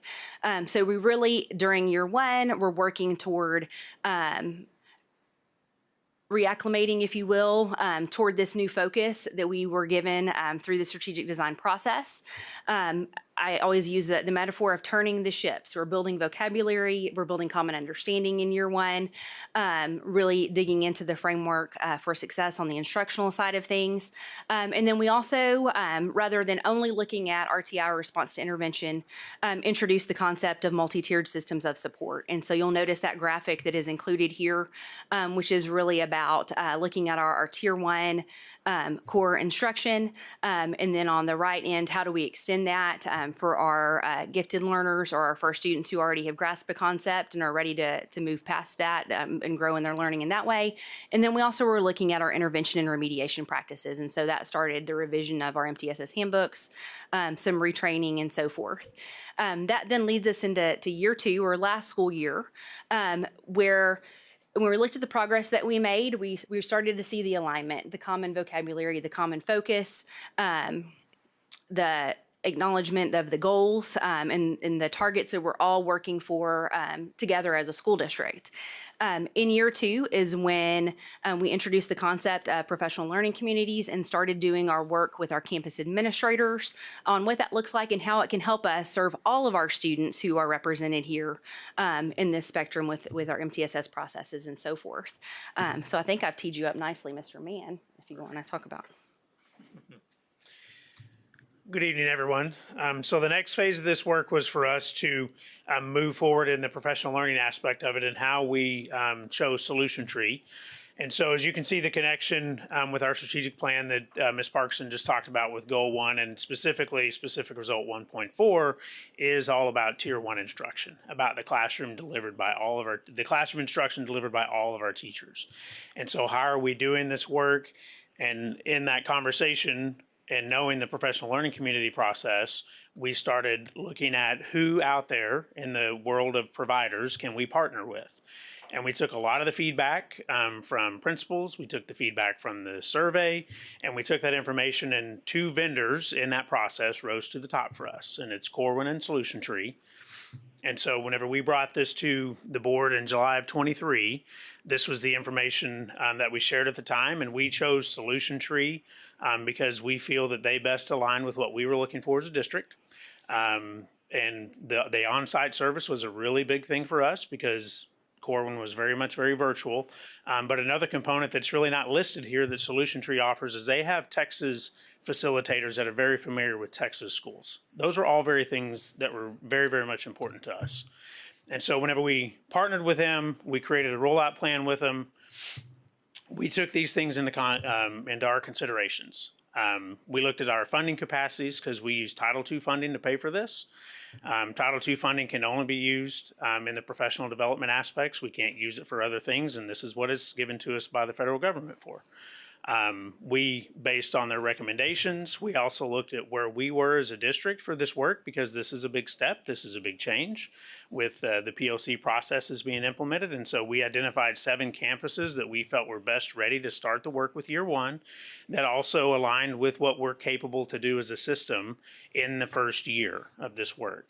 And so over the course of this school year, all 7 campuses had a guiding coalition team. And in total, we had 50 people attend 6 days of what they call coaching academy trainings. It's where we brought them together and we went through understanding the foundations of creating PLCs within your school. And all campus principals were also trained by a Solution Tree facilitator in this very room over a 6-day period. So that they could start to build their knowledge and understanding as a campus principal, knowing that we're going to be bringing on their campuses in this coming year. And so whenever we built out the plan with them, we took these items into consideration and started our training processes this year. And now we're going to talk about some of the data, but before we do that, I want to remind you of Goal 1 from the CSISD strategic plan, which is essentially about effective instructional practices in all of our classrooms. And so there are several ways that we can measure this. We, of course, can use STAR data. I'm sure you all are aware that the STAR changed significantly last year for many of our students. We can use teacher assessments, can and do, use classroom assessments, tests, common informative assessments that teachers create. And additionally, we can use the MAP assessment. And so what we're going to talk about next is some data from MAP.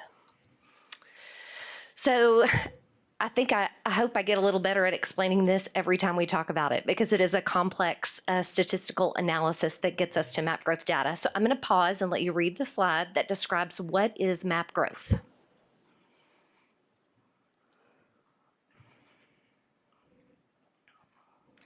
So what I want to point out is what we're about to look at is not achievement data. Okay, it's not a score like if you get 100 on a test. It is not that type of data.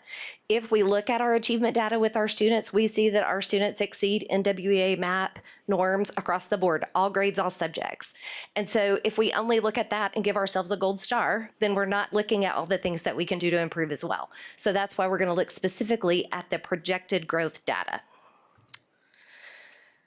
So I want to talk about math growth. I'm going to go back because you're going to be looking at the chart, not listening to me. So let's talk about math growth projected data. So MAP took, over the course of 3 years, every student who started at a particular score and evaluated how many RIT points, that's their points, how many RIT points those students grew over the course of the year. And then they took an average. Okay, so that average is what we now have as our projected growth for each one of our students. So when we talk about projected growth, it is based on that average 3-year data for students with a particular starting score in a particular grade. Okay? Can I ask, just before you go to the data, what 3 years are those? Do they? 17, 18, and 19, So not because they are the pre-COVID. 2021 norms. I actually just looked that up, so I would make sure that I knew. Additionally, one of the things that MAP asks us to do when we're looking at projected growth data is look at a 50% mark, okay? So if 50% of your students are meeting their projected growth, then that's how you know they're doing well. And so specifically in the NWE training, you say to yourself, how do I know if my kids did well? And then you look and see, did they score at 50% projected growth? Yes or no? And then you make some determinations from there, okay? So that's the preface as we go into this data. So we're going to start with reading met projected growth for grades kindergarten through 4th grade. So just to orient you a bit, green is 21-22, blue is 22-23, and yellow is 23-24. So I'm glad we're starting here because reading is probably the place where we have the most opportunity for growth at this point. A little bit of just some facts that have gone, things that have gone on the last couple of years. In that 21-22 and 22-23, that's what our teachers did, the reading academies. So they learned, for some of them, a whole new way to teach reading. And then in the 2023 legislative session, we were told by the state of Texas that we could no longer use 3 queuing systems, that everyone had to do foundational literacy skills in the primary grades a certain way. So we embraced that. We did a lot of training. 23-24 is the year where we've really set that as an expectation for our teachers, that we are teaching foundational literacy skills in explicit instruction. So what you see is, there's a couple of places where we're below the 50. However, I'm very encouraged by the 56% that we see at kindergarten. That's the first year of the foundational literacy instruction, if you don't count pre-K. And so we have seen some growth in that area. And my belief is that we'll continue to see that grow as we get into 2nd and 3rd years of implementation. Am I right to read the graph the right way, that the yellow bar in 4th grade was the blue bar in 3rd grade? Correct. Okay. We didn't pull it back. We have it by cohort. We didn't put it on the slide. It got a little crowded. And then also to clarify how you describe this as being calculated for MAP, again, we know we have high achieving students overall. I mean, like I said, we saw in DIC across all levels, we certainly outperformed our state. But in this case, even our high achieving kids are being compared to other high achieving kids for that grade level. That is not correct. Everyone is together. So I'm a 4th grader, and I started the year with a 200 RIT score, and I ended the year with a 216 RIT score. Then that 6-point average is what went into the calculation for the norms. So it didn't take into account programs or student groups. Yes, nationally. Nationally? Okay. Yes. Okay, I'm gonna keep going. Stop me if you have questions. The next slide that we have is our 3 years of growth for 5th through 8th grade in reading. Again, the colors correspond at the bottom. We do see there are some areas that are there's been some flexibility over the last couple of years here. This testing window actually just closed on Friday, so we got access to this data yesterday morning, and we will absolutely take some more time to dig into that in more detail. The next slide that you see is our K through 4 math slide. So this just makes me excited, I'll just say. You guys know that in 21-22, we implemented Eureka Math curriculum, and it was painful, and it was a vast change from what we had done previously, and it was hard for our teachers, and they persevered in that.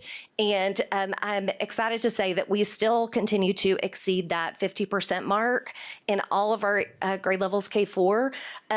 There are some variances, like you can see where the growth changes some from year to year, certainly if you look at the cohorts.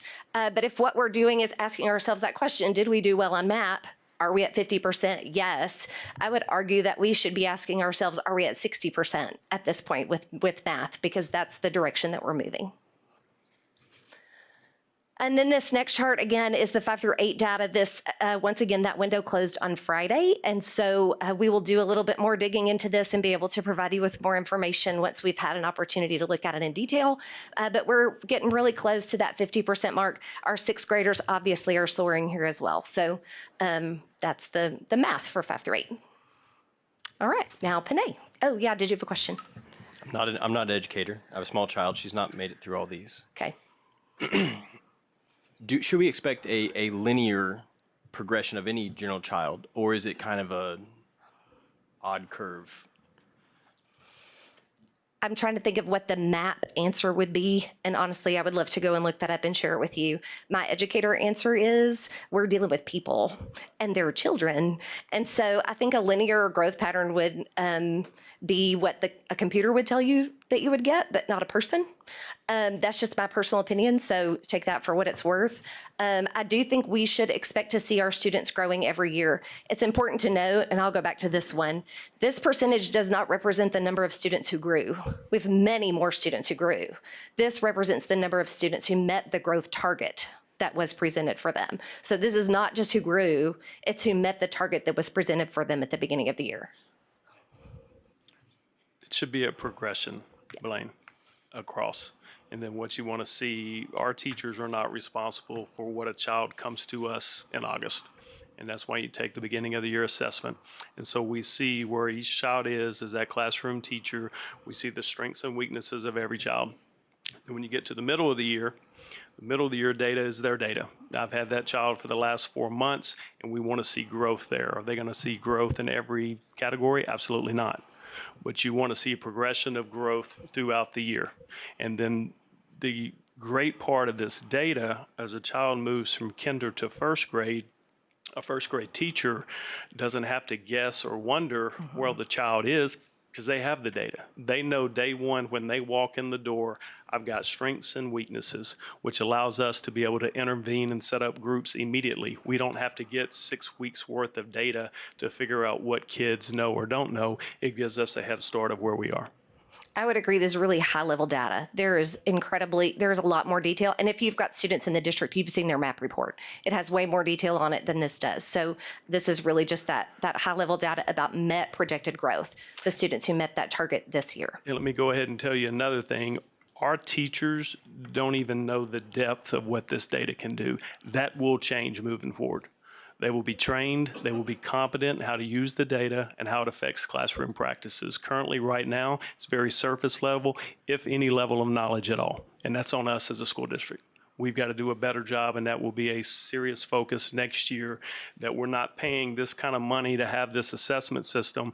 And just as a reminder, this is an assessment that strengths and weakness of a kid, so how they get the question right or wrong, the level of difficulty changes with each question. This is not a STAR test that every question is the same for every kid.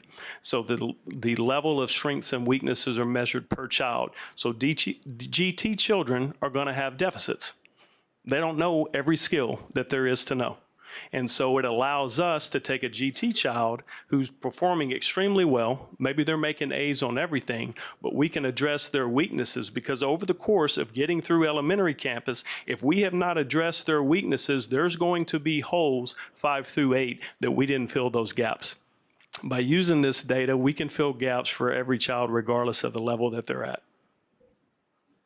Any other questions for me before I turn it over to Panay?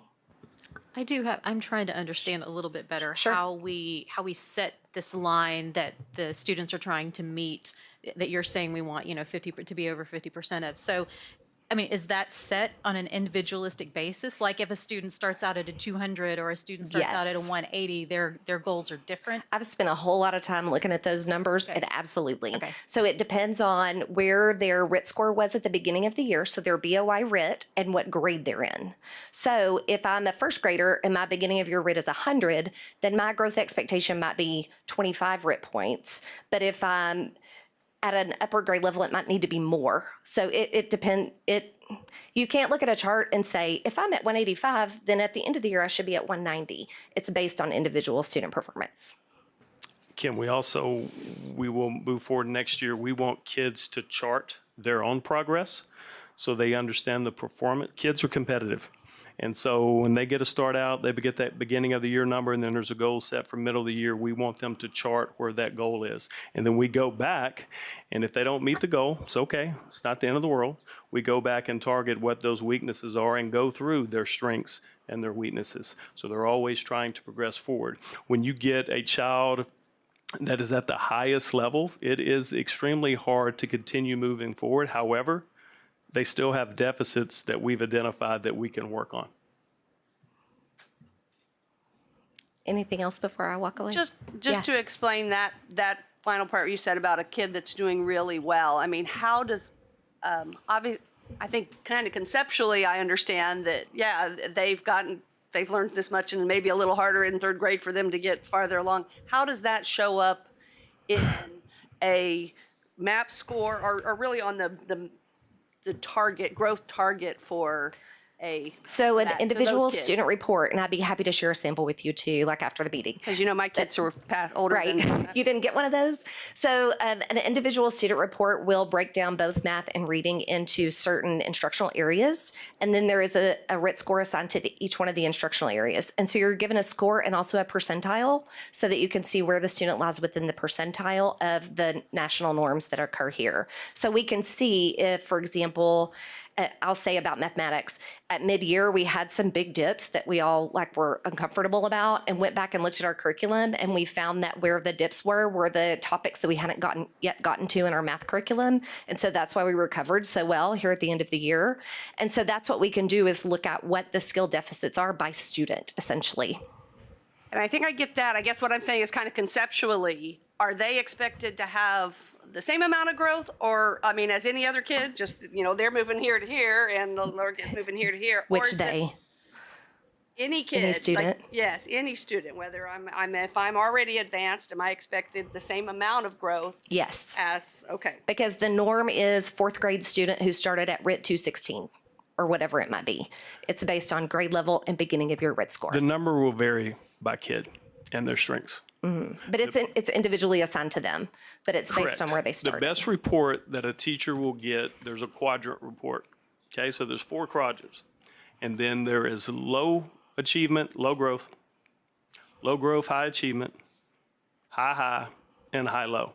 And so as a teacher, it marks the students of where they are on the graph. So one visual, I can see who grew the most, who had high achievement but low growth, who's low, so it breaks it all down. So as a classroom teacher, the guesswork of what to do, where to intervene, it's out of the equation. And so you go through, and then they can dig in deeper themselves and target, and it's a great look across the entire grade level. The report can come across the entire grade level. And so as teachers work, and I think this is something on the intervention model we're going to, classroom teachers work hard. All of the data we're showing you, it has nothing to do with work ethic, but some of our practices started in 2008. Everything in the world has changed since 2008. Our practices, the model of education, and how we're educating kids has evolved. We're behind the times in several areas, not have anything to do with skill set, work ethic. It's some of our practices is creating frustration because our kids aren't growing. The model we're going to and where we're going to be using as a teacher that has 20 kids in a classroom, and so intervention time, their job's not to intervene on all 20 kids. We're going to take an assessment. Let's say we measure 3 skills. We'll say 4. We've got 4 teachers. So we have the kids broken up into 4 groups based on who did well, who didn't do well. It's the same data we use for teachers. Who taught it well, they can't teach every single skill set well. And we shouldn't expect that. So they're able to divide and conquer. And so it's also great for kids to be able to hear from another teacher. And so the teacher's work is not to intervene on all 20 or 22 kids. That grade level divides and conquers that work. And then you move forward. And then we assess skills, and it's a combination throughout the entire year. So as a teacher, if I didn't teach a skill very well, it's okay. We get with the teacher who taught it very well, what did you do that I missed? And so that's creating that professional learning and that growth that we're sharing the responsibilities for educating our grade level. The times of closing your door and doing your lesson plans and working by yourself, it's not fair. A classroom teacher, regardless of how many, they can't be expected to do that. What TEA is asking them to do, they can't do. We have to put the systems in place and to step up and better support what they're doing. And that's what the instructional coaching model is going to do. I just want to be clear. I even go back one slide. I really am just trying to clarify when that, again, you say each student gets their growth target. And especially the reading one where we were not meeting our 50%. Yes. Is that every kid, I know they're all expected to grow, but even if you're already at a very high level, you're expected to grow pretty much the same amount. It's a different amount because it's a different amount. It's based on the beginning of your RIT score. So the higher your score is, you don't have to grow. You don't necessarily have to grow as much. Okay. There is a calculator on NWA's website where you can put in, I'm in 4th grade. This is my beginning of your RIT score, and it's going to tell you what it should be at the end. Right. I feel like in our district now we have the GT kids or the kids that need extra help. How I'm seeing this is this model is going to identify kids that we're missing now that are gifted or are excelling at levels we don't know, or kids that need help and we haven't identified them. So this seems like a win-win to me for all of our kids. Am I simplifying it, or is this what this data is? We can certainly from our map data see what all of our students' needs are and be able and prepared to intervene specifically for each student where they are and what their needs are, just as Dr. Harkrider said. And I'm not even talking about, we haven't even really talked about what the new model is, really. I just want to make sure, because it sounds like we're making lots of decisions based on map growth. I want to make sure I understand, and I know we haven't years got ago, through everything yet. I want to make sure I understand what I'm seeing on that. That was my one question at this point. My understanding has been that this is nationally normed. Correct. Okay, so that's where we aren't just arbitrarily picking a growth number for the kids who have a high RIT score. It's a nationally normed. That's correct. Okay. But if we have, and we know we do have above average students, that's why I want to clarify, is it harder for them? And not necessarily, so it's not really is what I'm hearing. They have a little different goal. That's what The goal is individualized. Yes. Yes. Okay. Here we go. Ms. McAdams, I'll be blunt. A lot of school districts have above average students. What I think this data is going to show is that this is not the College Station ISD of a few years ago. And we have some serious different demographic areas of students who the current system is not working. And we can continue to College Station ISD is all roses and lollipops, or we can get down to, we get these reports every year that show our, whatever subset of our student population is, and their numbers stay the same every single year and do not improve. And so guys, that's I really just wanted to make sure I understood that line and the target for everybody, that it was, I really did. So, I mean,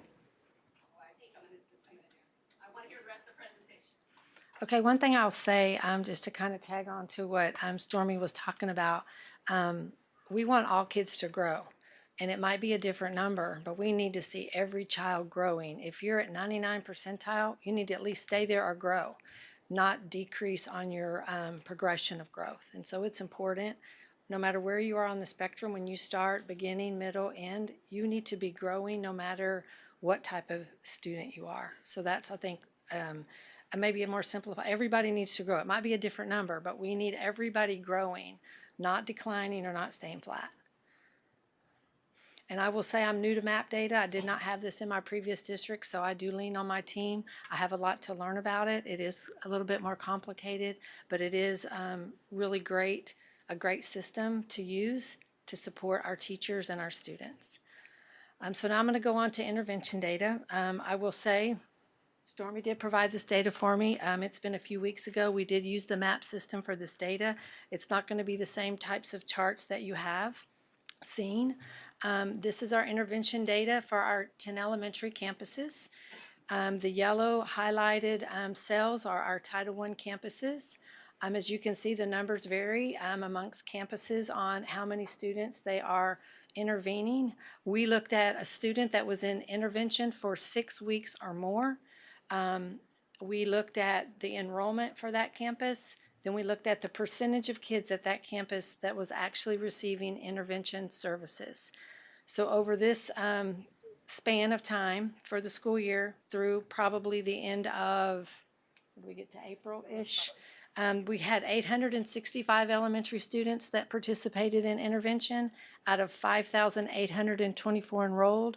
So we only had 15% of our kids that were participating in an intervention program. The changes that we're making in our district with the instructional coach model, like Dr. Hochreiter mentioned earlier, during that PLC framework provides intervention opportunities for all students, not just the students that have the opportunity to be pulled out of class. I'll provide a little bit more detail when we get to next steps at the end of the presentation. The next step that we will talk about is gifted and talented data. This data was provided by our GT coordinator, also using map data. What you're going to see here is 3 years of progression. We use the same exact years that were presented earlier with Stormy. You can see here, this is 3 years of growth for reading. It's K through 6. That's where we have our enrichment specialist. So you can look and see in kindergarten and in first grade, there was some increased growth from last year to this year. Second, third, fourth, fifth, and sixth grade, unfortunately, those growths all declined. Someone mentioned earlier, can you look across the scales and see cohorts? And yes, you can. So if you look at kindergarten, the blue line is a 74%. They're now our first graders, and it's at 58%. So that's how you would look at cohort data on these charts. The second graph is math projected growth for our GT kids, K through 6th grade. Our kindergartners had very minimal growth of 1%. We had less than 10% growth in 1st and 6th grade. And unfortunately, in 2nd, 3rd, 4th, and 5th grade all had declines in their growth measure for GT students. Once again, if you want to do cohort data, you can do that by looking at the color code. So kindergarten, the blue line is 85. They are our first graders now. They're in 88, so they did grow by 3 points. There have been some expressed concerns about what we're doing with GT in our district. The rumor is that we're making all these changes. Actually, we are not making any changes for 24-25. Staffing is looking different. We have 3 vacancies that we are not going to fill, and that is based on the numbers that we have enrolled in our GT program. The only change that's going to be made instructionally will be what's happening during their pull-out time. Typically, a GT student at an elementary school is pulled 3 hours a week. 2 hours is research and projects, and 1 hour is math. The change that we're going to make is what they're receiving in the pull-out. We are still doing a pull-out model, is going to be tied to what's happening in the classroom, which is Tier 1 instruction. our GT kids will be receiving instruction based on what TEA requires us to teach our kids. It will be research, it will be projects, but it will be what's required at Tier 1. We'll move along to the TEA accountability data. This data was provided by our district assessment coordinator, which received the data from TEA. I will note that TEA dictates what all districts teach. It's up to the district to put in place the systems, the processes, and the procedures for the district. It's up to the campuses to do the how. How is it going to get done? They make those decisions on individual successes and teacher staff strengths. This is a view of our state accountability comparison for 22-23. In 2022, we had an 89 rating. In 2023, we had an 81 rating. We dropped 8 points in our rating. I will note that the 2 years in 2022 and 2023, they are on different scoring systems. They changed how they scored. I will say districts across the state of Texas have similar results that we do, but what this data indicates is we were not ready for the change. This is our elementary state accountability comparison for the same years. The green cells are our A campuses, blue is B, yellow is a C, the pinkish color is a D, and the red is an F. You can see the 22-23 and then the differences. We had one elementary that grew from a 71 to a 79. River Bend increased by 8. All other 9 campuses reduced their accountability score. Here's our secondary state accountability comparison for 22-23. Same color codes align. Green is the A, blue is the B, yellow is the C. Wellborn Middle School grew by 2 points. They moved from a B of an 89 to an A of a 91. And Pecan Trail Intermediate hung on to their A with a 92. We may not like the rules that TEA requires us to play by, but those are the rules that public education has to play by. I will say in 2024, the results that are coming out for this school year will be the same scoring system as 2023. And when we get that information, we will see if we increased and we improved on how well we were prepared for that change. Yes, sir. I forget who mentioned, there's 6 schools that have already done this model, right? But we won't have that data on them yet because it hasn't been published. They started in 2023, the PLC, cohort 1? Yeah, the PLC. That's correct. We okay, won't have that so data we will till have the later. data on this new rating for those 6 schools. Yes. Okay. We should have some information. That's not reflected in these charts. No. Okay. And when I get to the next steps, I'll kind of talk about the instructional coaches and the PLCs. And we haven't changed anything instructionally for 23-24 school year. No. And as the campuses have been going through the cohort, some campuses have been making some changes with their PLC and their planning process. It's still early. I think probably to get an accurate comparison of how we're doing, we should be trending in a good mark. We're going to have some ups and downs, but I think after 3 years in the system, campuses will be functioning pretty well. And then I want to reiterate what Panay said earlier. What we're seeing systemically, and I've talked to you guys quite a bit about systems, this isn't about principal leadership. It's not about teachers. This is systemically of the supports and systems we put into place for campuses to allow them to be successful. We didn't have those in place. And that's what our goal is over the summer. We will put systems in place to better support campuses, that we can get out, support teachers, support our instructional coaches. There's no better resource than our teachers and our principals. And I think the biggest thing about the model and some of the changes in what we're doing, some of our first cohort members were able to go to Tomball ISD, who's a perennial powerhouse with student growth and achievement, and they were able to visit some of their elementary campuses and see the campus-wide intervention model, talk to the principal, talk to teachers, and they came back on fire and excited about the possibilities. We also have taking campus teams this summer to different trainings, 3 different locations to get prepared for this school year. That'll be a big rollout for August. And then that'll be a major focus for us moving forward, is intervening on kids, supporting teachers and campus principals, and our instructional coaches. Yeah, I just noticed that the green schools, 3 of them were of that 6. So I was wondering if that was a product of this PLC We're going to migration. find out. The growth on River Bend, also, I'd like to point out, they've been using the campus-wide intervention plan prior to. Not just pull out. Okay, so to continue, I'm sorry. You can, oh, yes, there it is, yeah. And just to clarify, so when you say this is the state accountability, were these their final numbers per campus? That, you know, that For they the got to school get? year of 22, Right, 22 and because I 23, know there's yes. a lot of different pieces that go into that. That's correct. That grade, but this was the Final. growth and all, yeah. 23 rating was not released because of the lawsuit that district sued TEA. We have the results. They haven't publicly been released per se, but they're there. What I'm hearing is this group of campuses, I mean, districts and others are joining to sue and do the exact same thing. And I 100% agree with them. I don't think the metrics are fair. They don't really care what we think.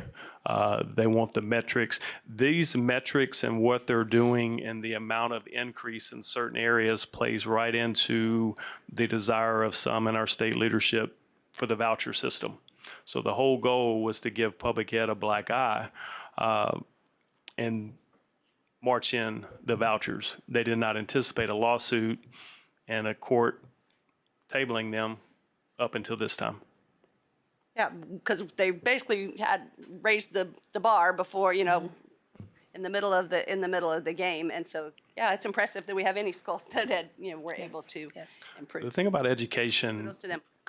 where we are today and the level of TEKS that have been passed down, what used to be taught in 4th grade is taught in 2nd grade, and the expectations of teachers. When we start the school year on our scope and sequence, we're chasing 10 or more days before we ever go to 1 day of school. But that's the expectation, that we have to get through all these standards. And so we know from the get-go, the playing field's not level. So as a district, what can we do to better support what teachers are doing in the classroom and what campus principals are trying to do as a leadership-wide?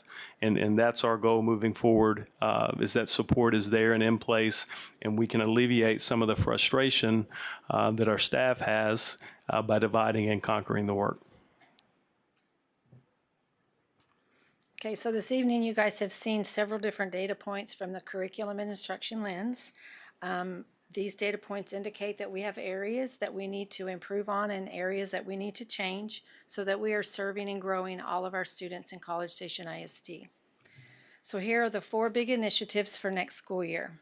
Professional learning communities that Jeff described very, very well. We have cohort 1.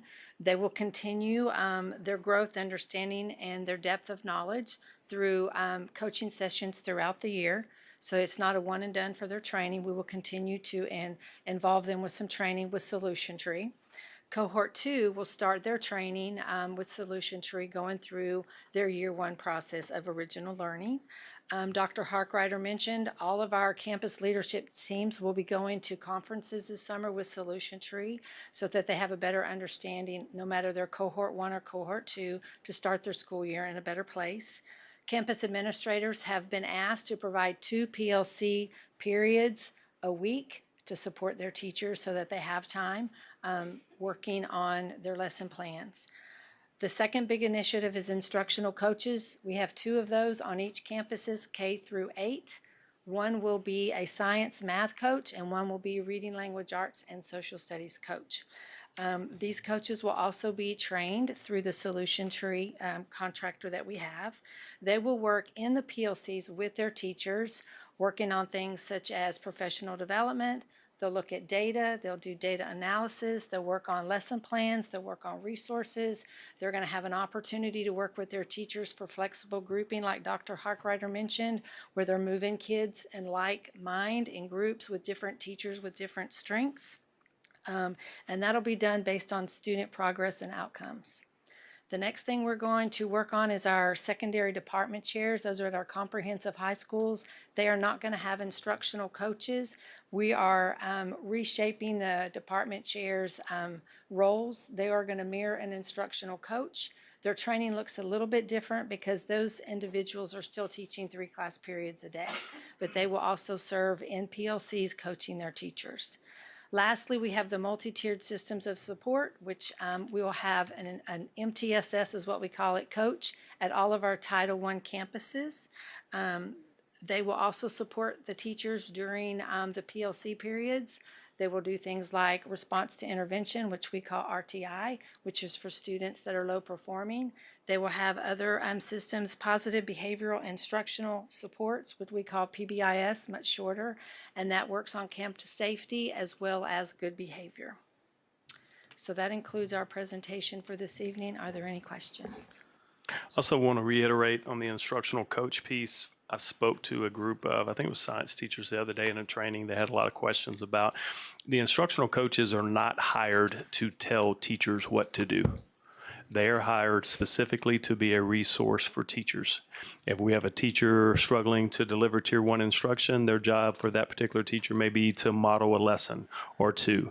It could be helping with planning. It could be taking a deeper dive into the standards and making sure we're teaching the exact standards. Are they aligned? So they are a resource not only to the principal, an extension of his or her team, but what they're hired to do is to support teachers in the classroom. Every day, that's what they do. They're not going to be on lunch duty. They're not going to be on hall duty.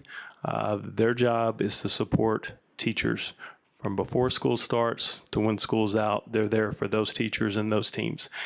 We think that it will help all of our teachers, veteran teachers, young teachers, teachers that are struggling, those new to the profession. If we're going to lose a teacher, once they get 5, 6, 7, 8 years with us, we're not losing them. They're not leaving the profession per se. We're losing them across the state, across the country within the first 2 or 3 years. So our work with them early has to be great because they're going to go through some tough times like we always do. But we've got to get them on the right track and that level of support, and it keeps them here with us and working with our kids. So current intervention, as I understand, there's no progress check as to when it starts and when it ends, correct? The way we've been doing it, is that correct? Correct. Campuses have complete autonomy on their programs at the campus. Which is why we see variation in numbers and only 15% across the district getting involved. But what this does is give us the ability to measure a student, which I think is what you're trying to ask him, is when they should be involved in intervention so that our parents can have good nights at home. And when they could roll out of it, because sometimes they're going to get skills quicker than others, and sometimes they're going to struggle. And that's what gives the teachers ability to do, right, is understand where the student is at, as well as the intervention, and where they need more and where they might need less. Is that what I understand? Yes, sir, and on a more frequent basis. The other part of that, Darren, too, is as teachers pull kids and intervene, there's also enrichment groups. So you're going to have a child that maybe is not GT, but they've done really well on this skill set. So there's enrichment activities to stretch that learning more for these kids. And so in the enrichment piece, all kids have access to that as well. Our GT students specifically will be pulled out, as Panay went over earlier, but all students, 100%, will have access potentially to enrichment if they've mastered a skill, and intervention if they haven't. So programs are not being cut, programs are not going away. Our people have jobs and will continue to have jobs. We also have one of the smallest administrative staffs of peer districts as well. Well, and I think for clarification, just to be sure, I think to address questions that we're getting, we're not saying we're doing away with interventionists and now the teacher in this classroom with 20 or 30 kids has to do it all for all the levels. What we're saying, or at least what I think I'm hearing you say, is that we're going to have time periods where we can take some of those kids and one teacher's enriching them, and we can take these kids here and another teacher might be working with them. Is that fair to say? Correct. It's a systemic process. Yes, ma'am. Mm-hmm. I just want to thank you for the data. I know some of that probably wasn't what we all wanted to see, but I think it's what needs to be seen is that change is hard, but I think it's necessary. And what I'm also hearing is we're going to be providing more support for teachers in some aspects with these instructional coaches. And so thank you for that, clarifying all that. And I'm really excited to see how this can help all the kids in our district, just not the ones we've already identified. It's also an ongoing process. We will begin next year as well with principals going and going to walks with professional learning communities and seeing how they're operating at other campuses.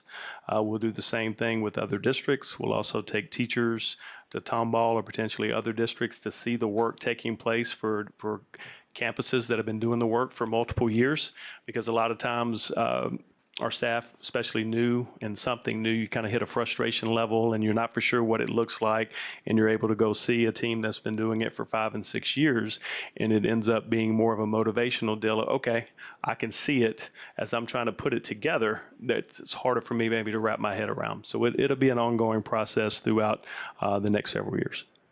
And then if I heard the timeline right, this initiative preceded you, so I appreciate your. Yeah, I believe in 22, 23, when we did the slide that Jeff showed, started having the conversations of what the PLC would look like, who we're going to talk to, and then I think the meeting that it was approved July 18th. I think my first day, I believe, was the 10th. Yeah, I appreciate it. And then just kind of to summarize, I did hear, Mr. Mann, that we did pick the option that was more person, not relying on tech. On the coaches, are those CSISD employees, or those contractors, or are those employees that have been trained by Solution Tree? Yeah, no, they're all CSISD employees. Yeah. And the thing about the model with Solution Tree, as you get into this over the next 3 or 4 years, then it becomes self-sustaining. This is something that we as a district can continue forth and save the funding. Once we get the models down, we can start to scale back and utilize everything ourselves. It's not something we've got to continue going on and on for the next 10 years. And I'm just trying to understand, like Darren and Kim have been talking about. So our metric for the student, or the effectiveness of this model, and obviously can take a cumulative effect. So we're looking at MAP, and we're kind of weighting the MAP over the state data. Or is that me implying my preference? No, absolutely. Okay. Yeah, I think from a state standpoint, we look at trends of questions, data points from what we're seeing. The accountability piece with the state, I mean, there's multiple trainings that we as a district have to dig into to have a better idea how to better support our teachers with STAR. But yes, from a district standpoint, our focus is on the MAP data because of the strengths and weaknesses. I think the right place to start, if I put my data hat on, the right place to start is us versus us. I'd be interested to see, because I haven't seen it since we've been on the board, I'd like to see us versus the Tomball, who we're competing with. It's a competitive environment. So I'd be interested to see that as we go along, as it matures. Now, on the flip side of that equation, how are we measuring? I was glad to hear about the extra time, because it was brought about teacher capacity. How are we measuring that? Or if a teacher, how do we know if this is what drove a teacher to either leave the profession or leave the district? If what did? This? Yeah, how do we measure teacher burnout? Because it's such a qualitative. I mean, we have survey systems. You know, I think College Station, just based on my 1 year here and our hiring last year, is really an anomaly, because we did not have any, and Josh, correct me if I'm wrong, I don't believe we had any general education positions not filled when we started school. They were bilingual and they were special education. Those are shortages across the state. We tried to address the special education certification shortages by encouraging principals to encourage some teachers on their campus that, hey, you seem to work great with our SPED students. Would you like to do a certification test? Josh and his team ran 3 trainings to get them prepared for the test. So we're kind of trying to start a model where we can grow our own SPED teachers because it is a challenging field. And it's I believe in the spring semester, we had 80 plus students at Texas A&M that were our student teachers. We have them every year. And I believe none of them were going for a SPED certification. And so that's something, Sarah and I actually had a conversation this last week with President Welsh's Chief of Staff, Dr. Balabino. We're going to work with her this summer and then sit around a table and try to figure out some partnerships where we as a school district can work with A&M of how to improve. We'll target a few areas, but how we can work to utilize some of their resources and their professors to help us continue to push the needle. I think I've been a volunteer in the district since 2016, and I've heard this talked about since then, of the challenges dealing with the budgets, number of personnel, and I think your point, Heather, that change is hard, and to be honest, maybe we could have communicated it a little bit differently, a little bit better for everybody else. I understand that, and we can learn and move forward with how we communicate but I want to thank all of you guys for putting in the time and effort to figure out how to best serve our students. And I think the benefit of what we look at with MAP data is it is individualized, which I think is what you were getting at, Kim, is if they're starting here, if they're starting at 200 and we want to get them to 205, great, well, let's get them to 205. If they're at 200 and we want to get them to 400, then we can do that too. But it's individualized, and I think that's the real benefit. And I'm glad that we're pushing through this to figure out how to best serve our teachers and our students. And it may be a pain in the butt, but I think we're trying to do the right thing. Yeah, I just want to, go ahead. well, first of all, I just wanted to apologize to Ms. McAdams if I was a bit robust. in my This isn't a comments. courtroom, Josh. But yeah, I think, because when we talk about like these statistics, the growth is one thing, and the growth is what gets you to where kids are mastering or meeting expectations and so forth, what's expected of them.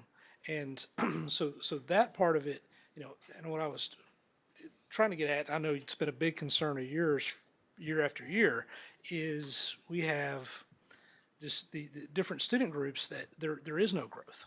And and this is actually a step to try to really bring this philosophy to all the students in CSISD, so they all grow, no matter if they're lower socioeconomic, if they're in special education, if they're GT, whatever it might be. And so, it is a change, as Dr. Payne said, and change can be tough. Although I think the way that y'all are implementing this, and I appreciate it, continuing to do the pullouts for GT, so forth and so on. I think looking at it, doing it in steps, and reevaluating each year, and seeing what additional changes could be made is definitely the way to go about it. So. And Josh, along those lines, whether we like it or don't like it with the state accountability system, the state has structured more weight being put as a district on your two lowest underperforming student groups, as well as economically disadvantaged students. And so those students, if you're growing those students, even if they don't pass, you're getting some credit there on the growth measure. And I think that's the piece that the MAP data will help us dig into, is moving the needle for all kids. Because if we take a child that they start with us in third grade, they fail third grade, fourth grade, fifth grade, sixth grade. If we're moving them forward every year, at some point in time, we're going to get them across the finish line. Maybe seventh grade, maybe eighth grade. And there's also the touch when teachers come in on that child mentally. I've failed every year. Why should I try? So that's when the great work of our teachers comes out, just from a standpoint of a relationship. But that's what the state has structured. Pass, fail doesn't matter anymore. They want all kids passing at the highest level possible. Right. I have some questions, but big picture, you are exactly right when you say, 4 years, and including very vocally at the strategic design, I recognize that while we are a fantastic district, we certainly have some areas that we need to get better, and particularly, fought for goal 2, so that we can make sure that every one of our students is not just growing, but excelling and having success. And as many of you know, this is what I do, for a job for 20 plus years. I am a continuous improvement consultant and trainer, and so I certainly believe in continuous improvement. As the world moves too fast around us to not be continually changing, and I think we are overdue on making some changes. We need to do something differently. So yes, I am excited that we are, and I know that there are many people throughout the district too that are excited about that. So that helps me feel better. We need, if we really care about success for all of our students, yes, we need to do something differently. So but I also know, when you manage change, because change is hard, we want to make sure we're making those changes. I want to make sure I'm making those changes that are data and evidence driven. Our data is one side of it, and so we've seen some of that. And I want to make sure especially if we're using MAP for so many decisions, that we really understand it. And then we're also just being careful that that's not the only thing that's driving everything we do. I mean, we've talked about for years how we are, we complain to the state about the, STAR testing all the time, and now we're doing more and more testing. So I mean, there's a balance there of having that information, but also not just focusing everything on that. So we got to have data, we got to have evidence. We also need the evidence that, what we're doing is the right models for educating kids. And I'm so excited to hear, I mean, I know we heard from experts at A&M. I think we need to continue to talk to experts about what is the, what is the right thing for our district based on data. I mean, for instance, I think there is data that learning communities is good, right? Our teachers working together, that's great. Does learning communities always equate to, push-in models? I mean, I don't know. That's really, or is that just Two separate issues.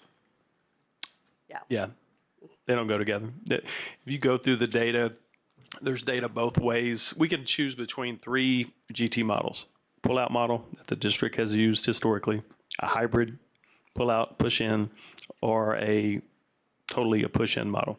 So with TEA as a district, we have to make a decision and apply and tell them what we're going to do with our model. Are you talking about GT or other interventions? I mean, No, both just sides. strictly GT. Yes, with the PLC piece on the intervention time, yes, ma'am, all of that functions together.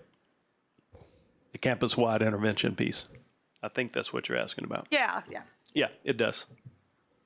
It's getting late, and we want to get some people hired. But I think what's important. I think what's important is public education is being held hostage in the state. We haven't gotten increased funding since 2019, right? Basic allotment. Our enrollment continues to go up. Inflation anywhere from 15 to 190% for us as a district. And so I think it's for teachers, staff, parents, your concern should be in voting, and your concern should be what is happening in Austin and what's coming for public education. I think we have to look at this. We're all parents, and our kids go through CSISD. And when we're up here, we have to look at it from a different aspect. Because I can look at it from my 3 daughters' aspect, and I get their MAP data, and my middle one is so excited because she increased 16 points, and I don't even know what the heck it means sometimes, but I'm excited for her. And I get clarification when I come in here, and I can talk to her teachers and things like that. But I think that's the bigger piece, is that we have a lot of good kids doing well. We heard about a lot of it from parents tonight. But we also have a lot of kids not doing too good. And we have to, as a school board and as a district, we have to look at all 14,000 kids. And what we've been doing has proven to work for some, kind of work for some, and not work at all for some. And until we have addressed it, which this is a manner in which obviously some studies have been done, a lot of data has been used between MAP data and things like that. We have to use the facts and the data that's at our disposal in order to implement and put it in play. And then we evaluate, because just like everybody wants technology, and how many times are we going to get laptops in the schoolrooms, in the classrooms, and how many times are we going to get iPads in the classrooms? Man, we didn't talk about that years ago, but now it's like a hot button thing, and now they're already outdated. So we have to consider that what we've been doing has gotten us through, and I'll just call it limped along, because we're a great school district. We got great kids. We got great kids who are going to walk across the stage Thursday and Friday this week. But what we've been doing hasn't taken us to that next level. And that's always been the goal. How do we get to the next level? And so how do we take care of every student that comes through our doors? And so that's kind of what, we're oversight. We're not in management. That's what Dr. Harkrider and his team's here to do, is figure out what it is that needs to happen to get all the kids involved. Not take away from the ones that are doing well, continue that and make them better. And the ones that are struggling, bring them up. whatever that looks like. Are we going to bring them up to where some of the highest producing kids are? No, but we got to bring them up. We can't let them just sit 50%. So I think that's the biggest thing. I don't know if we answered a bunch of questions. I appreciate Panay and all them and their team because it is informative. And I don't want to say that we're kind of going into this trying to figure it out because we have a cohort that's going through it right now. And I think there's some positive feedback from that. So whatever they're doing, we're already learning from. And so I think that's a positive going forward. And I hope in May of 25, we're sitting here talking about some excellent, excellent feedback on where we're at. And that's all we can hope for now. And parents, we're not immune. We're not deaf toned to anything y'all are saying. We understand. I'm a parent too. If you have concerns, we as a school district, not myself, because I'm not in charge of that kind of stuff, but Dr. Harkrider and his team have people in place to answer those questions for you. And you don't have to get mad and upset with us. We understand the frustration. We do. But we also are here to make sure that you feel that your child is getting the right education and the right feedback and the right help and intervention that they need. Whether you're being intervened with or you're a GT kid, it doesn't matter. As long as you're getting what you feel is needed, then that's where we need to be at. And so they're going to take all that into account, I would assume. I don't see how we would just abandon that. So, process that we all educate our kids together. Our doors are open. We may disagree on how to serve kids, but the goal is the same. The goal will never change. And the goal is to move the needle for everybody. And just to correct Mr. Harkrider, or Dr. Harkrider, I have one other question I was just going to ask is, the presentation was very thorough, but most of the public comment that we've gotten either at this meeting or through emails or so forth seem to be either about changes in special education or GT. So could you just succinctly let the public know what changes are happening with the GT program and what, if any, was SPED? The GT program, I believe Panay covered we're going with 10 enrichment specialists instead of 13. The research model that they will be using will be tied to what we're doing in Tier 1 instruction. So there's an alignment right with them. On the special education side, absolutely nothing's changed. I mean, we've got IEPs put into place from ARD meetings. That's by law. We serve kids. That's what our team does. Yes. Yes, sir. I do just want to say, I mean, obviously, I do appreciate everything that was presented, and I also am putting my trust in the administration because you all are the experts, and that's what we hire you to do. Our job, though, is, to hold you accountable, to make sure we're listening to our constituents, and and making sure that our district is achieving its student success, and that's not just MAP data and not just STAR data. We've talked about it for years. So I mean, there's other ways that we measure success, and that we're also supporting our teachers so that they can, have that student success. And of course, like we talked about in the workshop, doing that all with the tight budget we're in, right? That is part of this reality too that we talked about. I hope I think that the other thing is, I know we've talked about supporting the teachers through this, right? And that's the coach role and giving them. But I don't know if everybody has seen, that's some of the questions too. They were some of them tonight. How are we going to make sure our teachers do have the time to do, yeah, I mean, so it's, but so that's just going to fit through the day, that they're going to have 2 periods? That's their job. That's their job. Campus staff. They told us about and we help them planning, things like that. That's their job, and they shared that tonight. And so that's and to learn. I don't have to see it all. I just want to make sure our teachers are given the time. Yes, I mean y'all do to not only do the PLC time, of course, but also the data time. I mean, it from the outside, it looks like more on our teachers, but I, again, am trusting our administration both here and at the campuses to make sure we are supporting the classroom teachers. Yeah, and that's in the end, yeah, to kind of wrap this up, our campus principals are not robots. We're not punching in what we want them to do. We train them, we trust them, we're there to support them and answer questions. We need to put as a district, and we will, systems are in place. So systemically, what we're doing across our 19 campuses look the same. If a child goes from one elementary to another elementary to another elementary in one school year, there shouldn't be a huge gap in their education because we should be pretty close with our scope and sequence within a couple weeks. And so the same thing with the PLC piece and what's happened.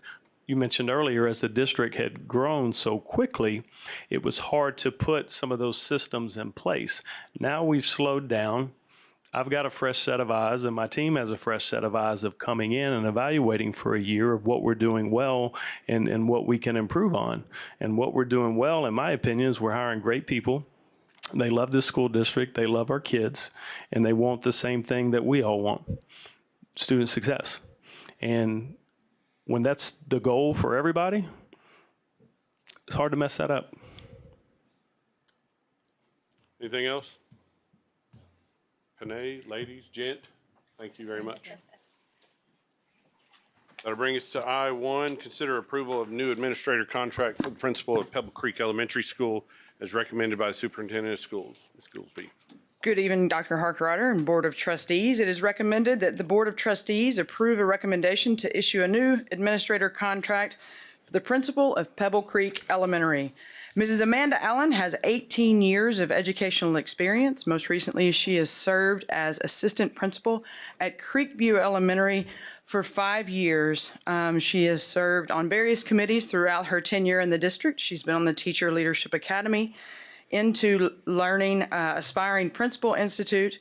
She has served as a math specialist. She's been a TAP teacher in her tenure, in her history, and she started out as a math teacher. We are super excited about welcoming Mrs. Amanda Allen to Pebble Creek Elementary as the principal.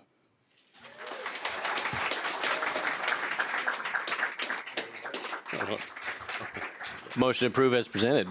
They already voted. Second. A motion by Dr. Payne, second by Ms. Ege. Any further questions or discussion? All those in favor say aye. Aye. All those opposed, same sign. Congratulations, Ms. Allen. You may stand up.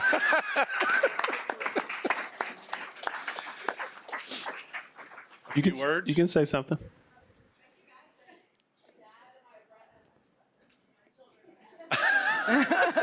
Awesome. It's been a long night. It's been a long night. Congratulations. Wonderful. Congrats. That'll bring us to I-2, consider approval of new administrative contracts for 2 assistant principals, College Station High School, as recommended by Superintendent of Schools. Ms. Goolsby. It is recommended that the Board of Trustees approve a recommendation to issue new administrator contracts for 2 new assistant principals at College Station High School. Mrs. Kertisha May brings 22 years of experience. She is returning to the Brazos Valley, having most recently served as an assistant principal in Irving ISD. Throughout her career, she has worked at every level of education, serving as a teacher, team leader, TAP mentor teacher, department chair, and principal intern. We are confident that her experiences across the state in multiple levels will be a great benefit to College Station High School. Mrs. Karen Grazer brings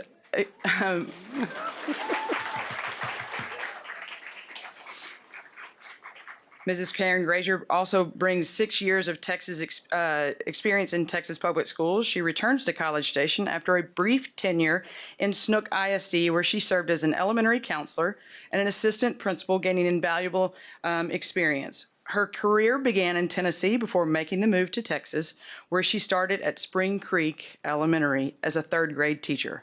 Most recently, she has been immersed in the instruction, recruitment, and 504 areas in Snook ISD. We're excited for her to return and we look forward to her welcoming her back. Motion approved is presented. Second. Motion by Dr. Payne, second by Mr. Ben. Any questions? All those in favor say aye. Aye. All those opposed, same sign. Motion carries 7-0. Welcome to College Station ISD.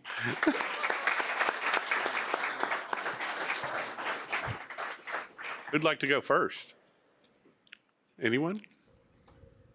You get to introduce, speech. Go right ahead. Yeah.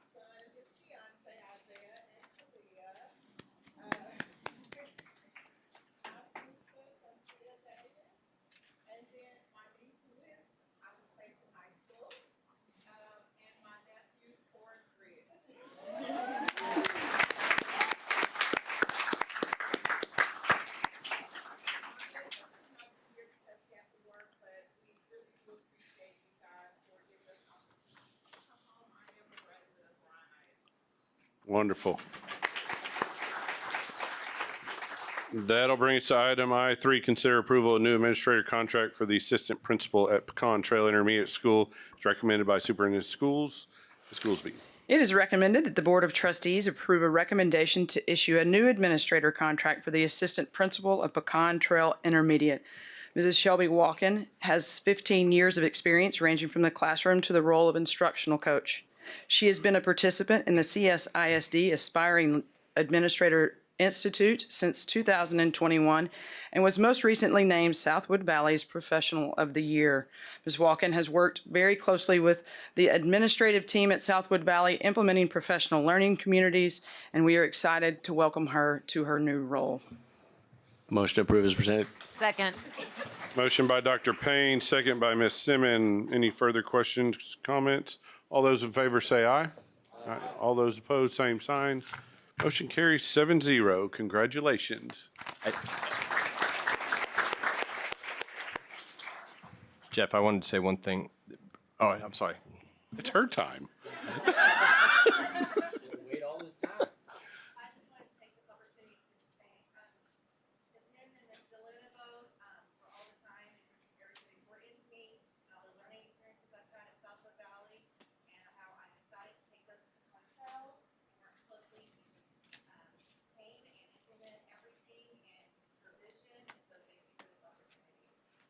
Congratulations. And to the families, we don't normally go this late. Please come back, please. I think if I can revisit a comment made at H1, Dr. Harkrider, I think that's the data point. How do we measure that teacher impact when we have teachers coming back to the district? Because this happens, I think, every time. So I think that's great to see, and I think that's a testament to the principals. Yep. Brings to item J1, consider and act on an order authorizing the issuance of unlimited tax school building bonds, appointing a pricing officer, and delegating to the pricing officer the authority to approve the sale of the bonds, establishing certain parameters for the approval of such matters, leaving an annual ad valorem tax for the payment of the bonds, and enacting other provisions relating to the subject. And I believe Mr. Golbus is coming. Gilbus, yep. Yeah. Jeff.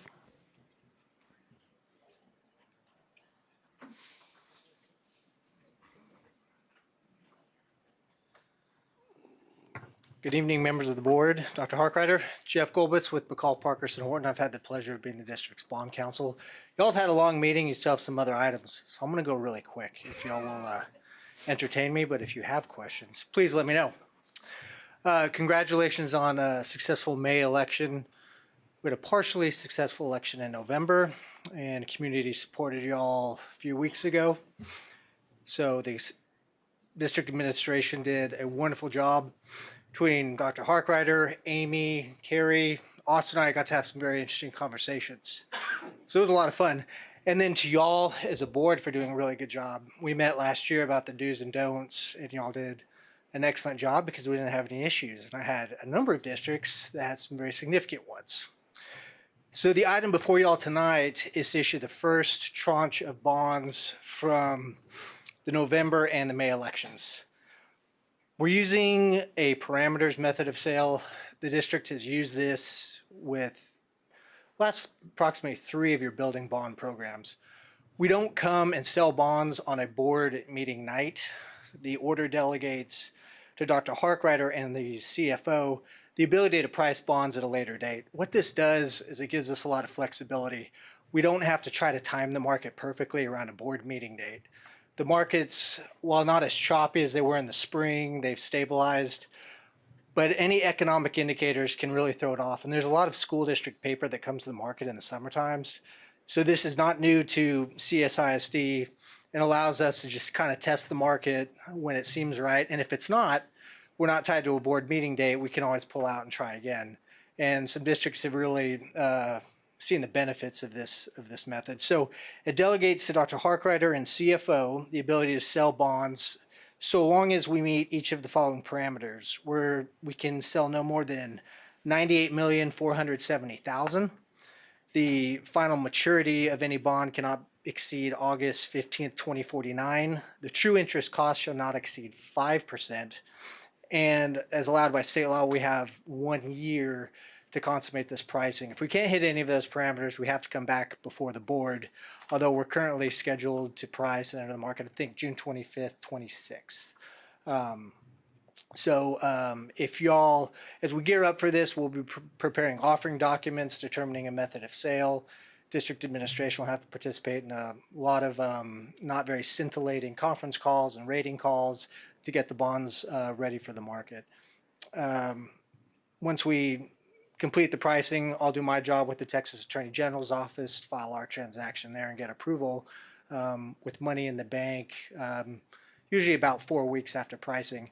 And so one thing I would mention, and staff knows this, is although we can sell up to $98,470,000, that includes among all 4 propositions that the voters have given you authority to issue from. So as we gear up to pricing, we will nail down exactly what of that $98 million needs to go among those 4 propositions.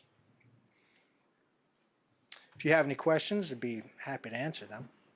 Just remind me, is this our first sale from November? Yes, ma'am. Okay, Yes, so we're just doing this 98 million out of the whole package. Correct, right. Out of the 2 propositions that were approved in November and then the 2 from this May. And just the reason to only do 98, just to let. I'm going to defer to Ms. Draws on that. I'm sure.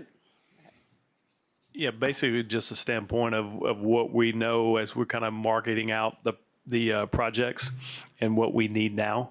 And also as we structure this, we can have an impact on tax rate as well. Yeah.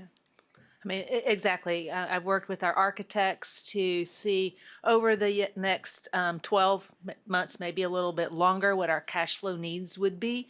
We don't want to sell too quickly, and then we are sitting on all these funds, and we're having to pay interest and moving forward. So normally in a bond transactions or bond referendums that are this big, you do sell over 2, 3, and sometimes more issuances. So I probably would commit back a little over a year with another amount that might need to be sold.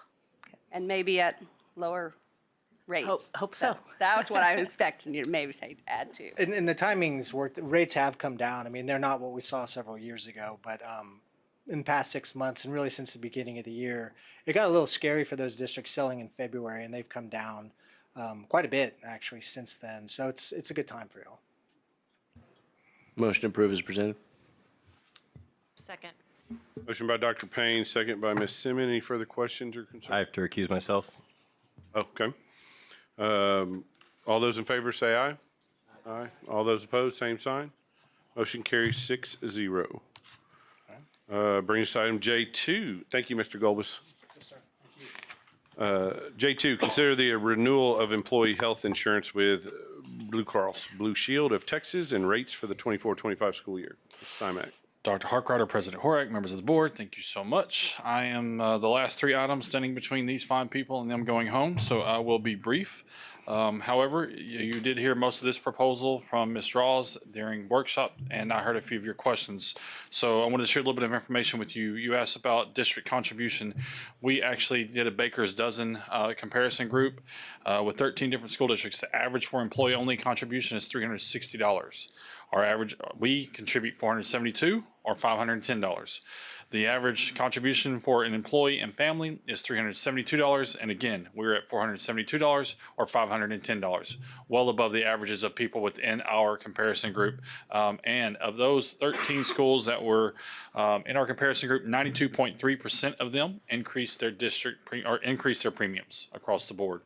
More information I'd like to share with you, because I get this question constantly, is, well, what about TRS? What about TRS?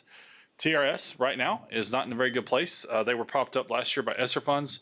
They are going to be going up 7.4% on their increase to their premiums. We are at 6%, but they're going to go up for their increase and have less plans available to them, because TRS will no longer be able to offer a Baylor Scott and White plan. You may have seen some of the news recently talking about the beef between Baylor Scott and White, Blue Cross Blue Shield.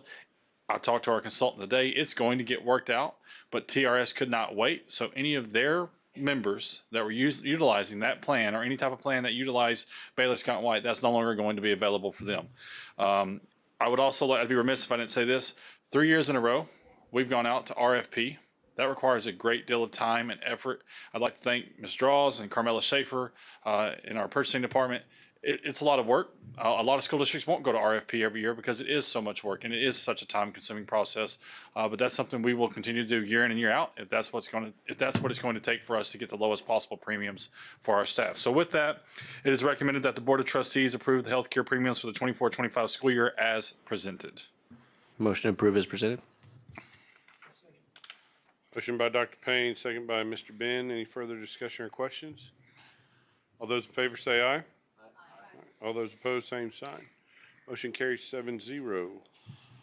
Brings to item J3, consider approval of a water line easement to Welborn Special Utility District. Mr. Simak. I would say this is about being a good neighbor. We've got our CTE center out within the Welborn Special Utility District. They inquired about a water line easement along Dowling Road that borders our CTE facility. For us, it's a total of 1.81 acres. That land was appraised. They have agreed to pay the appraisal value, and it is recommended that the College Station Independent School District Board of Trustees approve a water line easement of approximately 1.81 acres as presented. Motion to approve is presented. Second. Motion by Dr. Payne, second by Ms. Iggy. Further questions or comments?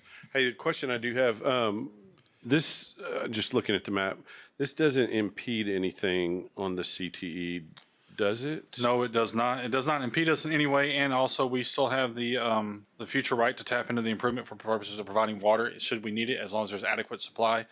This is not going to have any impact on us at the CTE center. It just basically runs along Dowling, right? Correct. Yes, sir. Yeah. Correct. We have a motion and a second. All those in favor say aye. Aye. All those opposed, same sign. Motion carries 7-0. That will bring us to item K1. Consider authorizing the superintendent to negotiate an amendment to a contract with VLK Architects for architectural services to include May 24 bond referendum construction projects. Mr. Simak. Yes, sir, President Horak. Thank you very much. Last item of the evening. We have a very long working relationship with VLK, as you well know. The 2021 bond, we are starting some projects on Friday, as a matter of fact, from that 2021 bond that VLK has been a part of. They have also been instrumental in the planning process for us with the long-range facility condition assessment that they completed in 2022. We signed a contract with them, you may recall, for the 2023 bond referendum in February. This would be an amendment to that to allow us to continue working and moving forward with VLK on the 24 projects that have been identified, so we can proceed accordingly. So it is recommended that the College Station ISD Board of Trustees authorize the superintendent to negotiate and execute a contract amendment with VLK Architects for construction projects included in the 2024 bond referendum. Motion to approve is presented. Second. Motion by Dr. Payne, second by Ms. Simmons. Any comment or questions? All those in favor say aye. Aye. All those opposed, same sign. Motion carries 7-0. Bring us to adjournment. Thank y'all. Sorry for the long meeting. I'm so happy that it's almost over for y'all. Y'all done a great job this year. We appreciate everything y'all do. Adjourn.